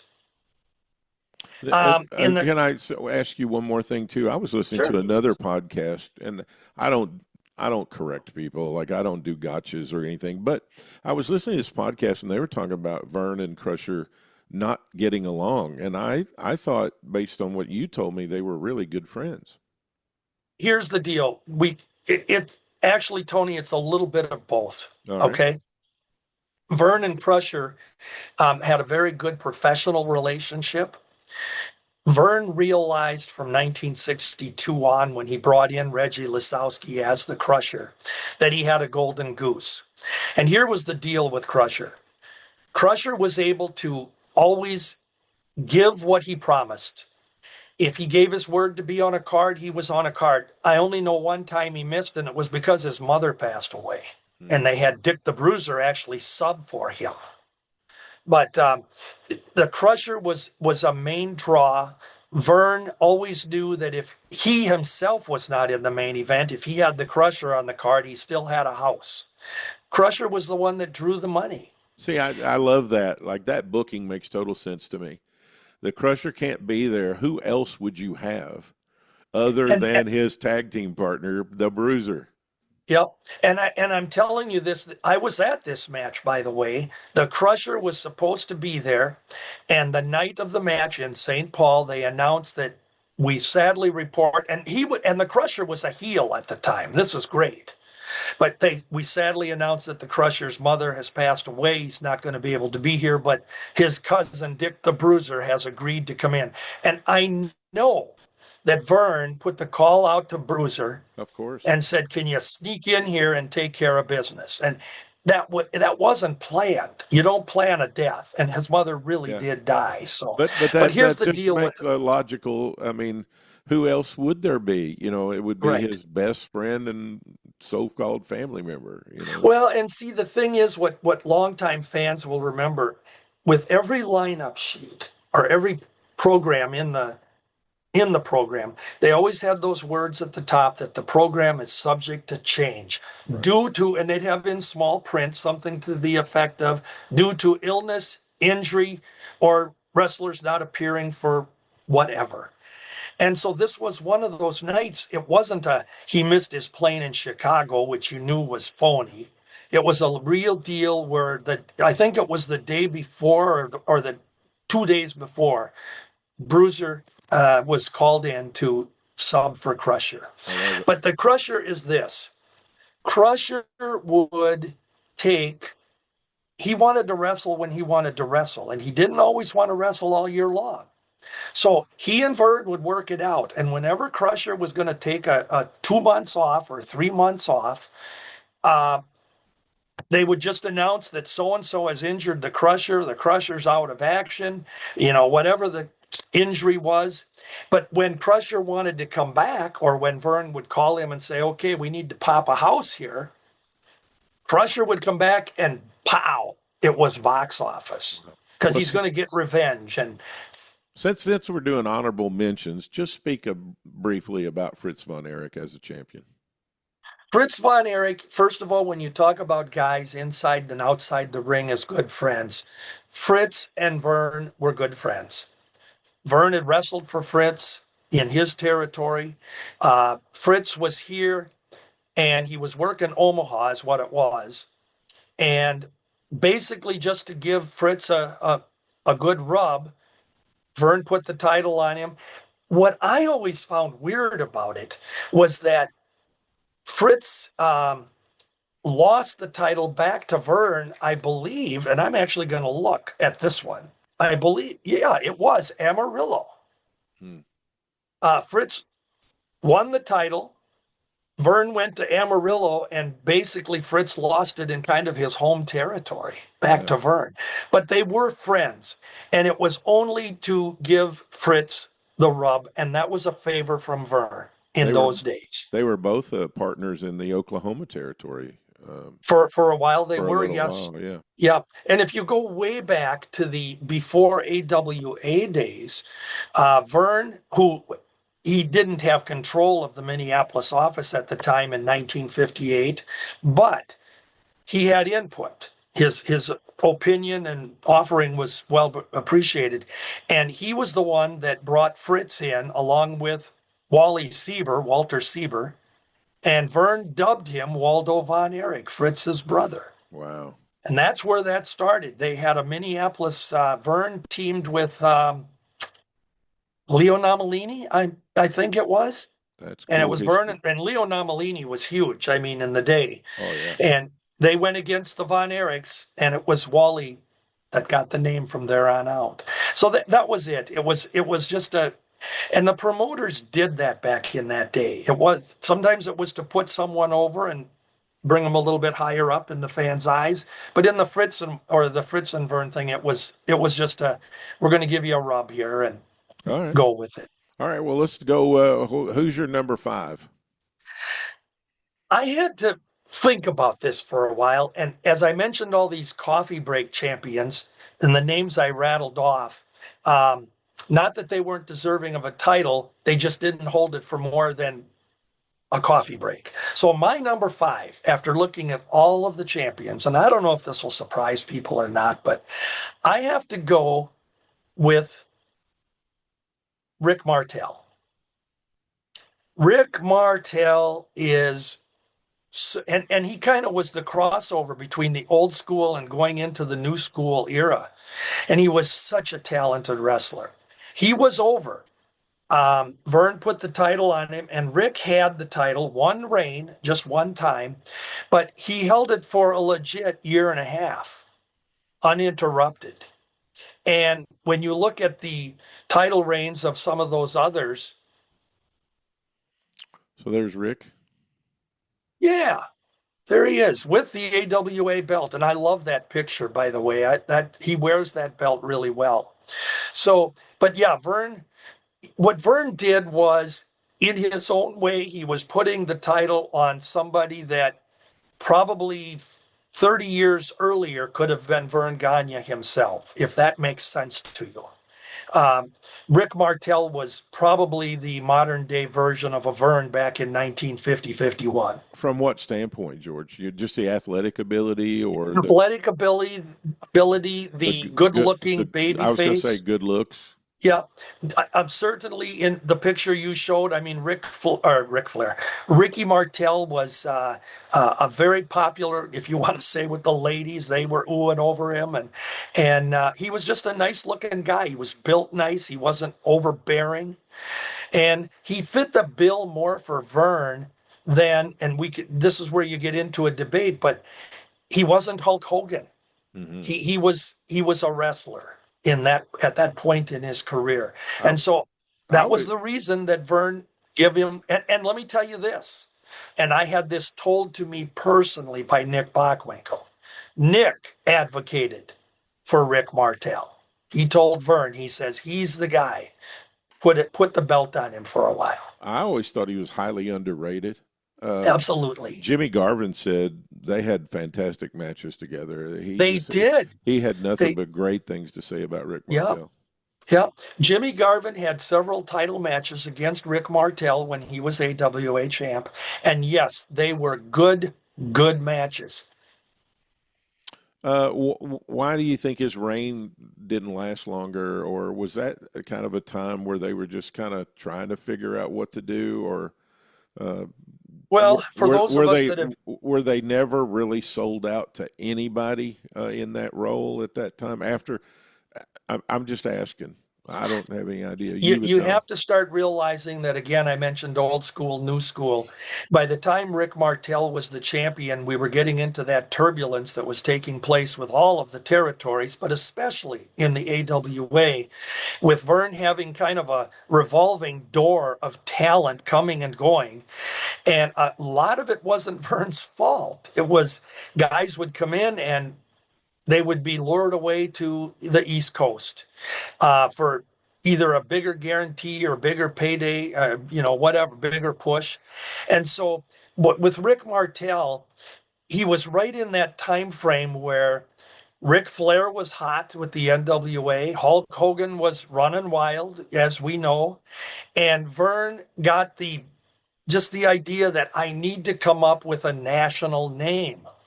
I don't have a Hogan. I don't have a Flair. Neither one of them were going to work for him at that point.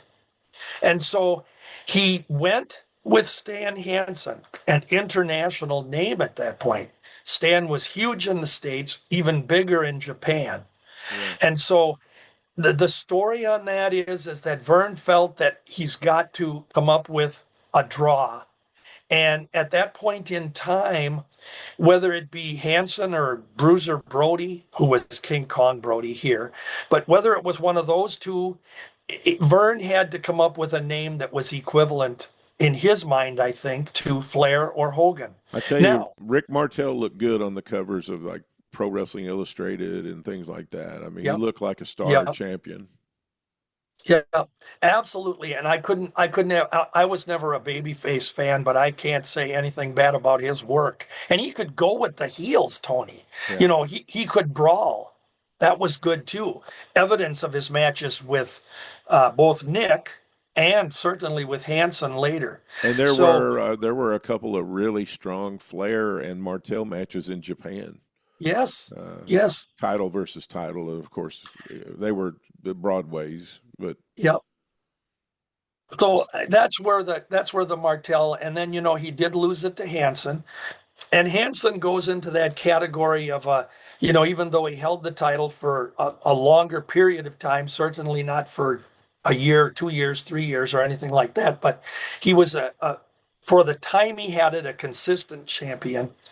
But the headaches that were involved with that and the stories, there's a million of them. All right, and Vern finally decided, I can't do this. I got to get it off of Hansen. So that's number 5. That's really what happened. Number 5 is Rick Martel. So who do you have at number 4?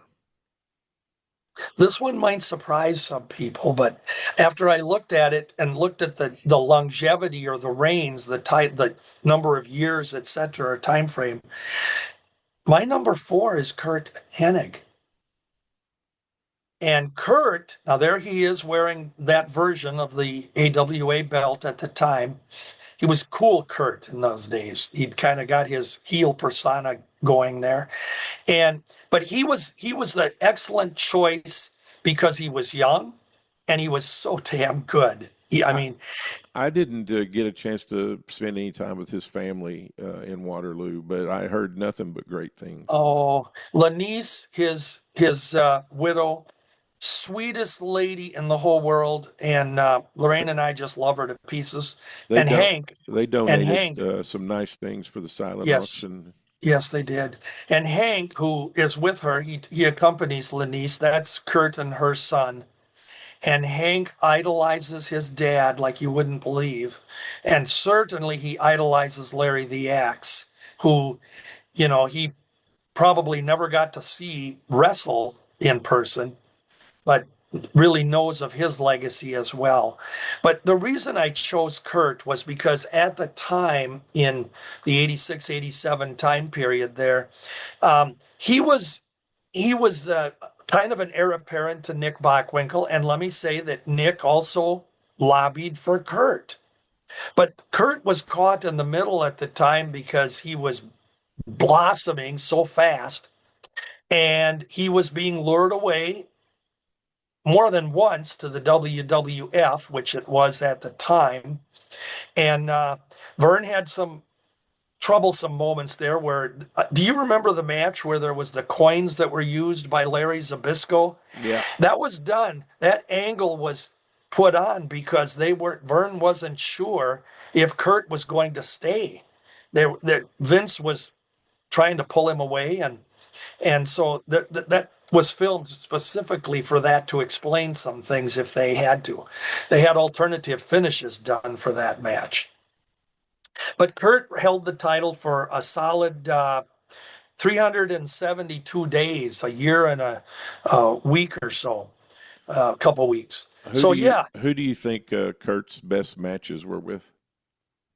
Oh, in the AWA, I'd certainly say Nick. While he was with the world champion, While he was world champion, I guess I'd say Nick, because, and there folks can go out there. There's a 1 hour Broadway out there between Nick and Kurt. And let's not forget to mention that Nick was double Kurt's age at that point in time.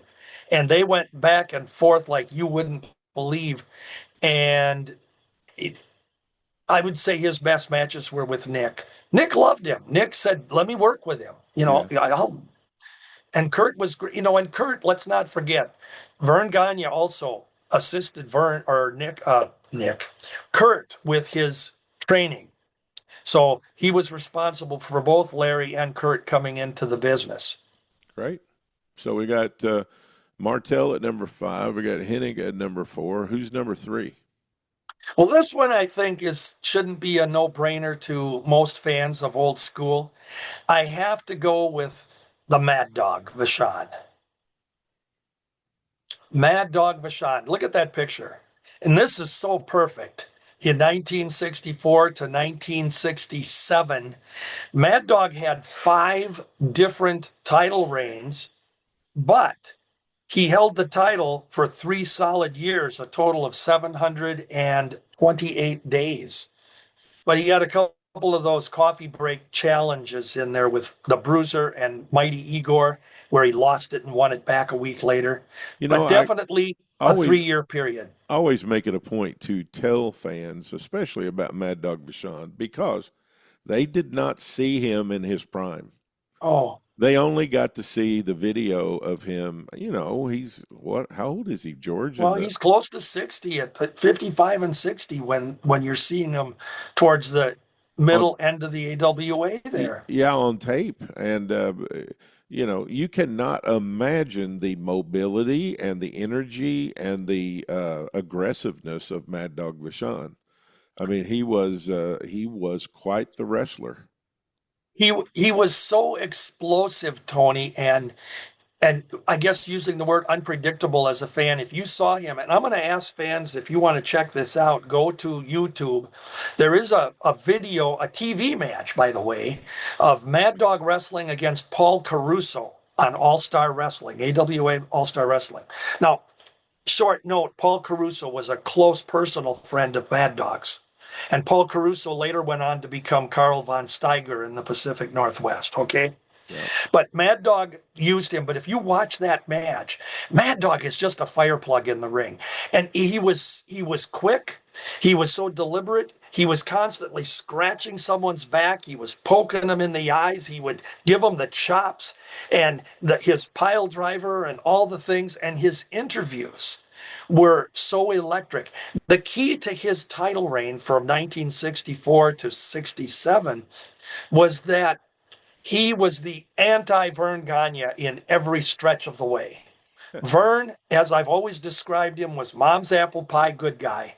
And then you had Mad Dog, who in those years was hailed from Algeria, where he boasted that he had to fight and claw as a kid to get food, and he'd eat out of garbage cans. And he was going to win the title, and he was going to be champion forever and go back to Algeria, wherever Algeria was in the 60s, Yeah, right. And so everything Vern was, the Dog was. And then the way they built him for 3 years, even though Mad Dog would have title matches with guys like Reggie Parks and Rene Goulet and Art Thomas, and you name the babies, Wilbur Snyder. He was always running from Vern Gagne. Vern couldn't get him to sign the contract. I've And chased him all over. That's what was good about it. and Mad Dog wrestled a lot in the Omaha side of the IAWA, right? I mean, He lived in Omaha. he Yeah. he had a magnificent program with Tim Woods. Oh my. And there are even people that have said that Tim Woods actually won the title back in that time. But it was never officially recognized by either Omaha or Minneapolis offices. But And Minneapolis was the key city. Let's keep that in mind. Yeah, that whole Nebraska end of the AWA, they had a magnificent run together. Yeah. Title dispute notwithstanding. I mean, they had a great feud. So who was Mad Dog? Was Mad Dog best matches with Vern? Oh, I think with Vern, and definitely when, in 1965, after January of 65, definitely with the Crusher, the Mad Dog and the Crusher, because Crusher was now the top baby face.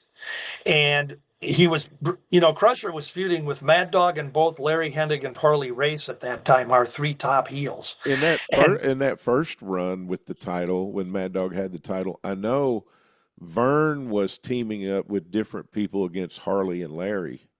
Harley Race and Larry Hennig.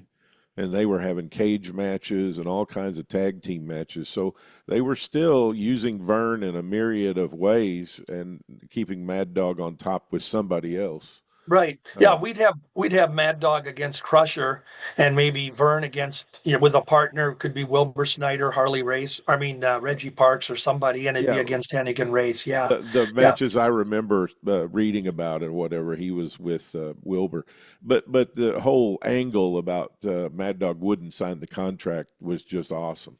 Well, and see, the thing is, in those days, Tony, the fans were never privy to the fact that Vern was the promoter behind the scenes and the owner of the company. He was the world heavyweight champion that they knew of, and he was chasing the dog who was eluding him.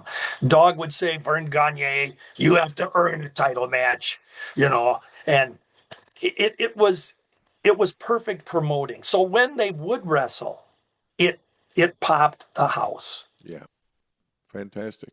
So so now we're up to the top two.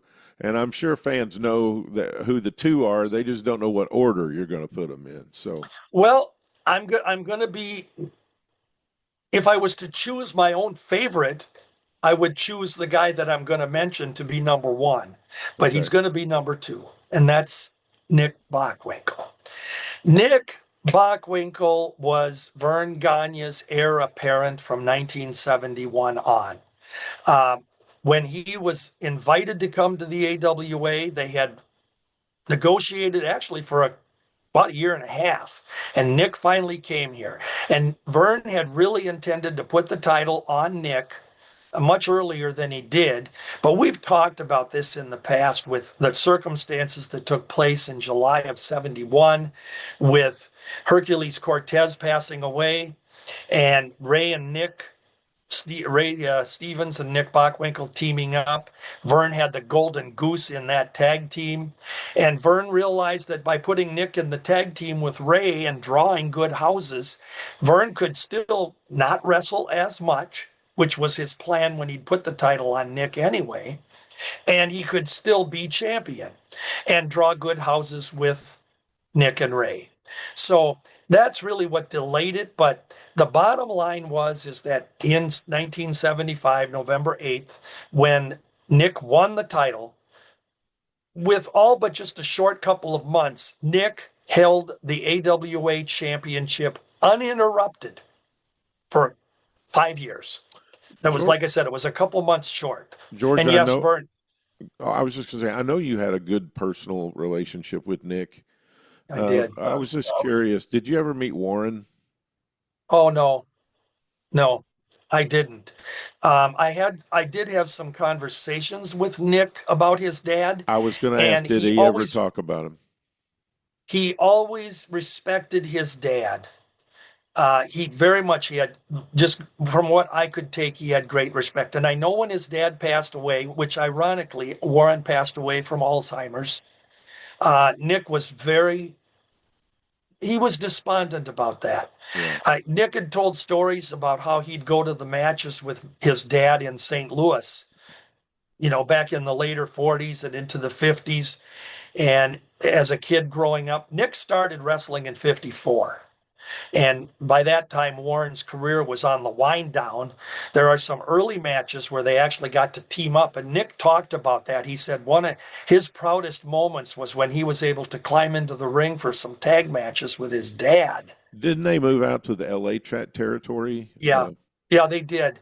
And, as far as Nick, he always gave credit to his dad, Lou Thez, and Wilbur Snyder for his personal in-ring training, and that's where Nick got his. And he said, "How could I not be a good wrestler if I had those three guys And for as my trainers?" fans who don't know, Warren Bockwinkel is a highly, highly respected name in St. Louis wrestling. Yes, he is. He was very, very respected by Tragos and Thez and all those guys. And you could hear. I actually asked Lou Thez one time about Warren Bockwinkel, and he goes, "Oh my God, I wish I could have. I wish I could have put the belt on him," is what his comment was. So there's high respect there. I got another photo concerning Nick that I want to put up here. I just want you to comment on the guys in the photo. Oh, wow. Of course, you can't hardly mention Nick's title run without talking about the guy who's on the microphone there. Absolutely. Bobby Heenan. And, this was kind of a strange partnership, Tony, because in most instances in wrestling in those days, a lot of times a manager was put with a heel wrestler because the heel wrestler was not very articulate on the microphone. Oh my God. Didn't or allegedly couldn't speak well or didn't speak English or whatever the case was. Yeah. And so they would put a mouth with him to be the manager. But in this case, you had Nick, who his interviews, when he came on, the old advertisement about E.F. Hutton, you listen? Yeah. Well, when Nick came on TV, you turned the TV, at least I did. You turned it up because you wanted to hear him. And he would just smoothly rattle off all these big $100 words. And then you put Bobby Heenan with him, who kind of gave the more sarcastic side of it. But with, Bobby always, or Nick always saying to Bobby, he'd call him, "So well said, Sir Robert of Heenan," or something like that. They were beautiful together. Hey, George, when Bobby left for New York, how did that affect Nick? It didn't affect him as you'd probably think, because Nick had already started to wind down his career. Okay. He had reached the point where he was saying, go with a good payday if you're going to do it. Mm-hmm. And he only, when Bobby left, he was only around about another couple years. And I mentioned that Kurt Hennig match, the 1 hour Broadway. Right. It was pretty much after that match, Tony, that Nick, believe it or not, you got to watch that match. As good as Nick was, Nick left that match and said, "I'm 57 years old. It's time for me to hang this up." I'm going to watch it this afternoon. Of course, in the center there holding the microphone, you have Marty O'Neill's replacement, the one and only Mean Gene Okerlund. Mean Gene. Yeah. And behind Mean Gene, for those that don't know, that would be the Super Destroyer Mark II, who under the mask, nobody knew at the time, was Bob Remus, a Vern Gagne trainee. And that was later Sergeant Slaughter, and some various incarnations of the Slaughter name too over the years, but that was Sergeant Slaughter. And he became Super Destroyer Mark II also on a whim. The Super Destroyer, Don Jardine, had decided to leave the AWA when Vern asked him to unmask, and Jardine didn't want to. And Vern put a call over to Bob Remus, like right now, and said, "I need you. Let's get a mask, and you're going to be Mark II." And originally he was managed by Lord Alfred Hayes. Mark II was. Wow. And because Hayes was Jardine's manager. And he brought in Mark II, who he said was bigger and better than the original Super Destroyer. They're putting him over. And of course, if he was bigger and better, he had to be Mark II. And of course, since we know who number one's going to be now. Absolutely. Vern Gagne. Here's a guy who was, yes, he was a 10-time champion. And for everyone out there that wants to start off, which I get frustrated with it when they say, well, Vern was the champion because he owned the company. Vern put himself over. I got to tell you something. That's just foolish talk. Because yes, he was the owner. And yes, he did put himself over. But Vern put himself over because Vern knew that he could trust Vern, for starters. Any promoter wanted to be able to trust their champion, which he had for Nick and Mad Dog without any hesitation. He trusted them. But with Vern, 10-time champion, and I'm going to tell you this, and I can prove it with attendance records all through the 50s, the 60s, and the 70s, and into the very early 80s. When Vern Gagne was on a card, attendance was up. Absolutely. His name on the marquee was magic. And so Vern was, and then you've got to remember, Tony, Vern Gagne, I use the term real deal. You know, we were in, the wrestling world was a business of characters and some guys that had no athletic ability per se, but because they had a character and they could talk and, you know, help put someone over in the ring, they got a push. But Vern was real. And he stuck to his principles. He wanted real wrestling first, hold for hold, be able to work a technical match. And yes, it was all worked. Let's keep that in mind. But he stuck to that to the very end. Maybe to his own fault at the end, it wasn't the best idea when we see how things went down. But he was very beloved by the fans. And if you go through the 50s and into the 60s, I can tell you, you know, you talk about merchandising, how it was huge for Hulk Hogan era when you had Hulk Hogan t-shirts and bandanas and mugs and games and whatever it was. During the 50s and 60s, Vern Gagne had lots of merchandise that was available, a Vern Gagne game. He was on all the talk shows of the era throughout the 50s and the 60s. He was a household name, whether you were a fan of wrestling or not. You knew Vern Gagne. Every year. And so he's number one. I was going to say every year, let's back up to the National Wrestling Alliance. Sure. Every year, the NWA, for a few years, put out a calendar. And I've collected most of these. And the calendar for 1954 just has the belt on it. Yeah. And it has the names. The biggest star name is Thez. But then the names underneath it, there are two underneath it, Pat O'Connor and Vern Gagne. There you go. And then down below, you got Ripper Leone, Killer Kowalski, Hans Schmidt, and Antonio Rocca in 1954. Now, it's interesting that they don't have Lou's picture, but they have the belt on here. And they got Vern, and there's a whole story around that. But then in 1955, the next year, Vern's on the cover with the United States title on there. Yeah. And so they don't put the heavyweight champion on there. They put the U.S. champion on there. This is how big Vern Gagne was in 1955. People just don't, you have to understand that obviously the media today and the ability to have yourself showcased all over the place is much better than it was in the 50s. But in the 50s, when in 1955, Tony, you were only about 5 or 6 years into the television era. Right. And television was very Neanderthal in those ages still. Black and white, small TV screen. But wrestling is so hot on television this time. Yes. And when you mentioned Pat O'Connor, Lou Thez, and Vern Gagne on the same thing, you have to realize these guys outside the ring, the three of them were friends. They absolutely, you know, the Vern Gagne, Pat O'Connor alleged controversy over the AWA championship in 1960. Lou Thez always not wanting to put Vern over, and no, he didn't want to. That's a fact. And I've said this before. Lou said to me at Cauliflower Alley one time about 20 some years back, he said, and I can quote it.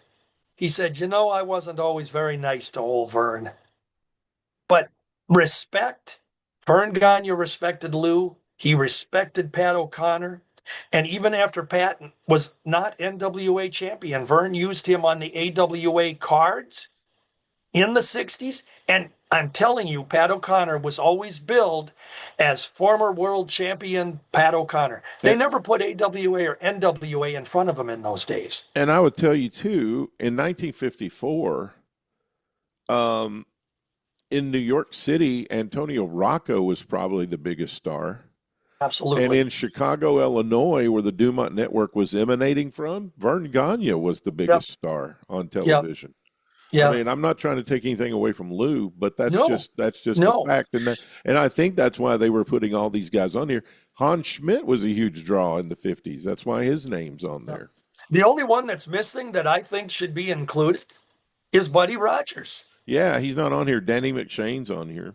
Yeah, but you mentioned the Dumont Network, that is the network that was a national hookup in those days. It wasn't a local town television program or wrestling TV program. And that's where the names of O'Connor, Thez, Killer Kowalski, and Tony Rocca. I think the reason that Danny McShane's name's on here is because of Texas wrestling. Absolutely. Which was a huge TV program in Dallas. Yeah.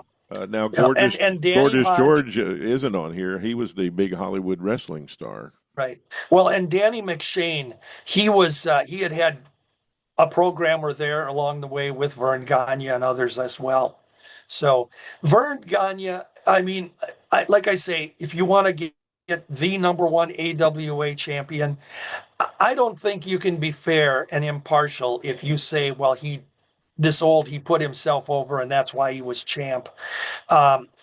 You go around you and I can do this. We can look at all the other territories, and a lot of times the promoters were the ones that were putting themselves over. Well, of course. And I could venture to say that not all of them had the credentials and the ability to draw fans like Vern Gagne could. Or the results. And I want to point one thing out.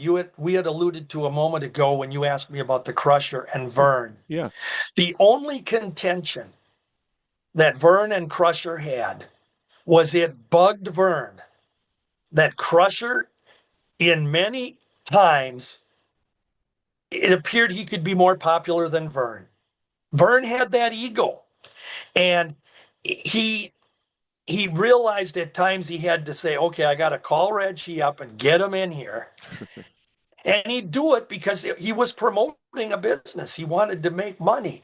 But that was their only contention. And Crusher knew this. Crusher knew that Vern needed him at times.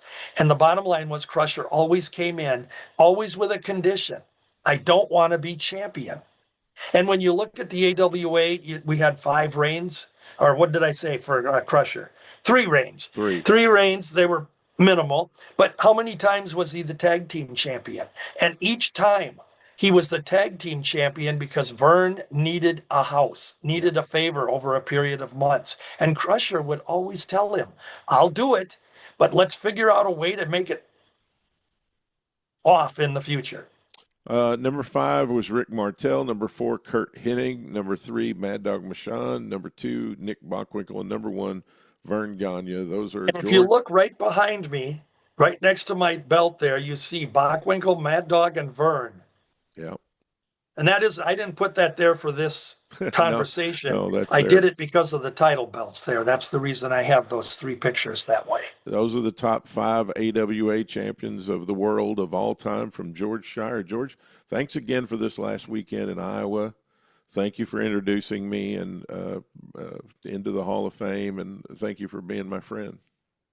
I always enjoy coming on with you, Tony, and you make me tear up with the way you put me over. And I just want you to know, man, I love you. Our friendship to me is Thank you, so brother. God bless you. I appreciate you. And let's keep this stuff alive and factual, okay? Well, that's George Shire and his top 5 AWA World Heavyweight Champions of all time. What a great show today. We reviewed the end of 1965 in West Texas and the career of Dory Funk Sr. That recurring segment is got underway and launched today, and I'll be going through a little piece of 1966 every now and then, not on every show, but from time to time, we will throw that segment in, and we will cover his entire career in 66. And I told you today why that's so pivotal and why that's so important in Amarillo and West Texas wrestling. And we kicked off the show today with Steve Gennerelli talking about 1976 WWWF.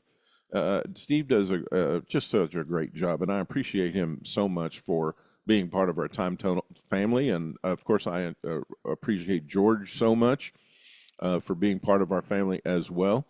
And so, great show today. I hope you enjoyed it, and I hope you hit that subscribe or like or follow or plus button to add us to your podcast routine every single week. And don't forget to give us a 5-star review. I can't leave without telling you about the Daily Chronicle. The Daily Chronicle is a newsletter that I write every single day. And as far as I know, it's the only daily newsletter that covers pro wrestling in the territories. I cover the territory era from 1925 to 1995, and we come out with a feature every single day on Substack, and that's also emailed to all our subscribers. It's free if you want to sign up for it, no charge at all. It's my contributing to pro wrestling history. And a major reason why I won the Melby Award this year is because of my efforts into multimedia as a historian, having a podcast, having a YouTube channel, having a daily newsletter, having a Facebook group. All of those things contributed to my award this year, and I'm deeply, deeply appreciative. But if you want to contribute to the work I'm doing as a pro wrestling historian covering the territory era, we have a way for you to do that. And you'll also get something for it. You'll get extra content that I write, including my Family Tradition series, my Evolution of Pro Wrestling series, my Tracking the World Champion series. All of those additional pieces of content will be yours if you contribute $5 a month. Or if you sign up for a year, it's a mere $60. Is that right? Yeah, $50.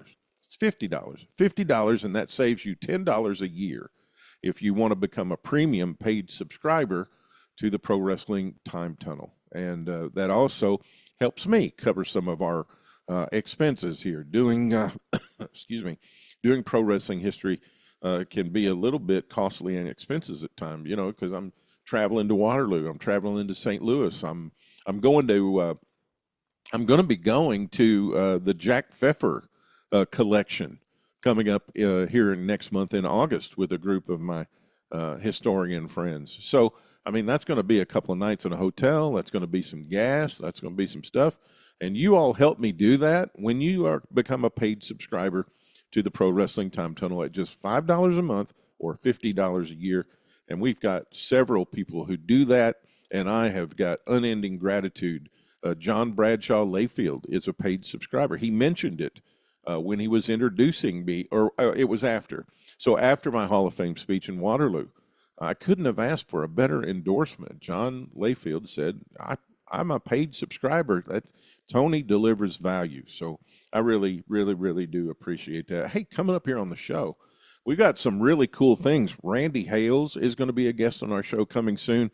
Rip Rogers, who just won the Trainers Award at the Cauliflower Alley, is going to be a guest coming up. So we got Rip coming up. We got Paige Sutherland, who just was elected to the Cauliflower Alley board. She's going to be on our show, and we're going to do that, as we get closer and closer to the Cauliflower Alley in August. So that's just going to be coming in a couple of weeks. So we got Roy Lucier, who's going to be here, and we're going to cover wrestling in Mexico in 1976. And this will be Roy's first time here in the Time Tunnel. and I'm so glad that he is going to do that. We're working, of course, with our friend Fumi Saito in Japan. We're going to be covering Japanese wrestling. We're going to have a total Canadian show for 1976. So we got a lot of cool things coming up. You want to make sure that you hit that subscribe button here at the Pro Wrestling Time Tunnel. And next week, we're going to cover the Von Erichs. We're a little late in doing this. The documentary was released some weeks ago, but it's just taken us a little time. Lance Peterson, who is our friend, who is just the ultimate Von Erich and world-class historian, is going to be here, and we're going to cover the points of the documentary, The Curse of the Von Erichs, and a whole lot more here next week on the Pro Wrestling Time Tunnel, so I hope that you will join us. This is Tony Richards reminding you, if you want better neighbors, start with yourself and be a better neighbor. Live from the Richards Ranch in Western Kentucky, this is Tony Richards saying so long, everybody. I'll see you next week, and goodbye from the Bluegrass State. Thanks for tuning in to the Pro Wrestling Time Tunnel podcast. Tune in for another great episode next week, interviewing wrestlers, referees, and media personalities that have made the sport of professional wrestling great. We'll release a new episode soon. Don't you dare miss it.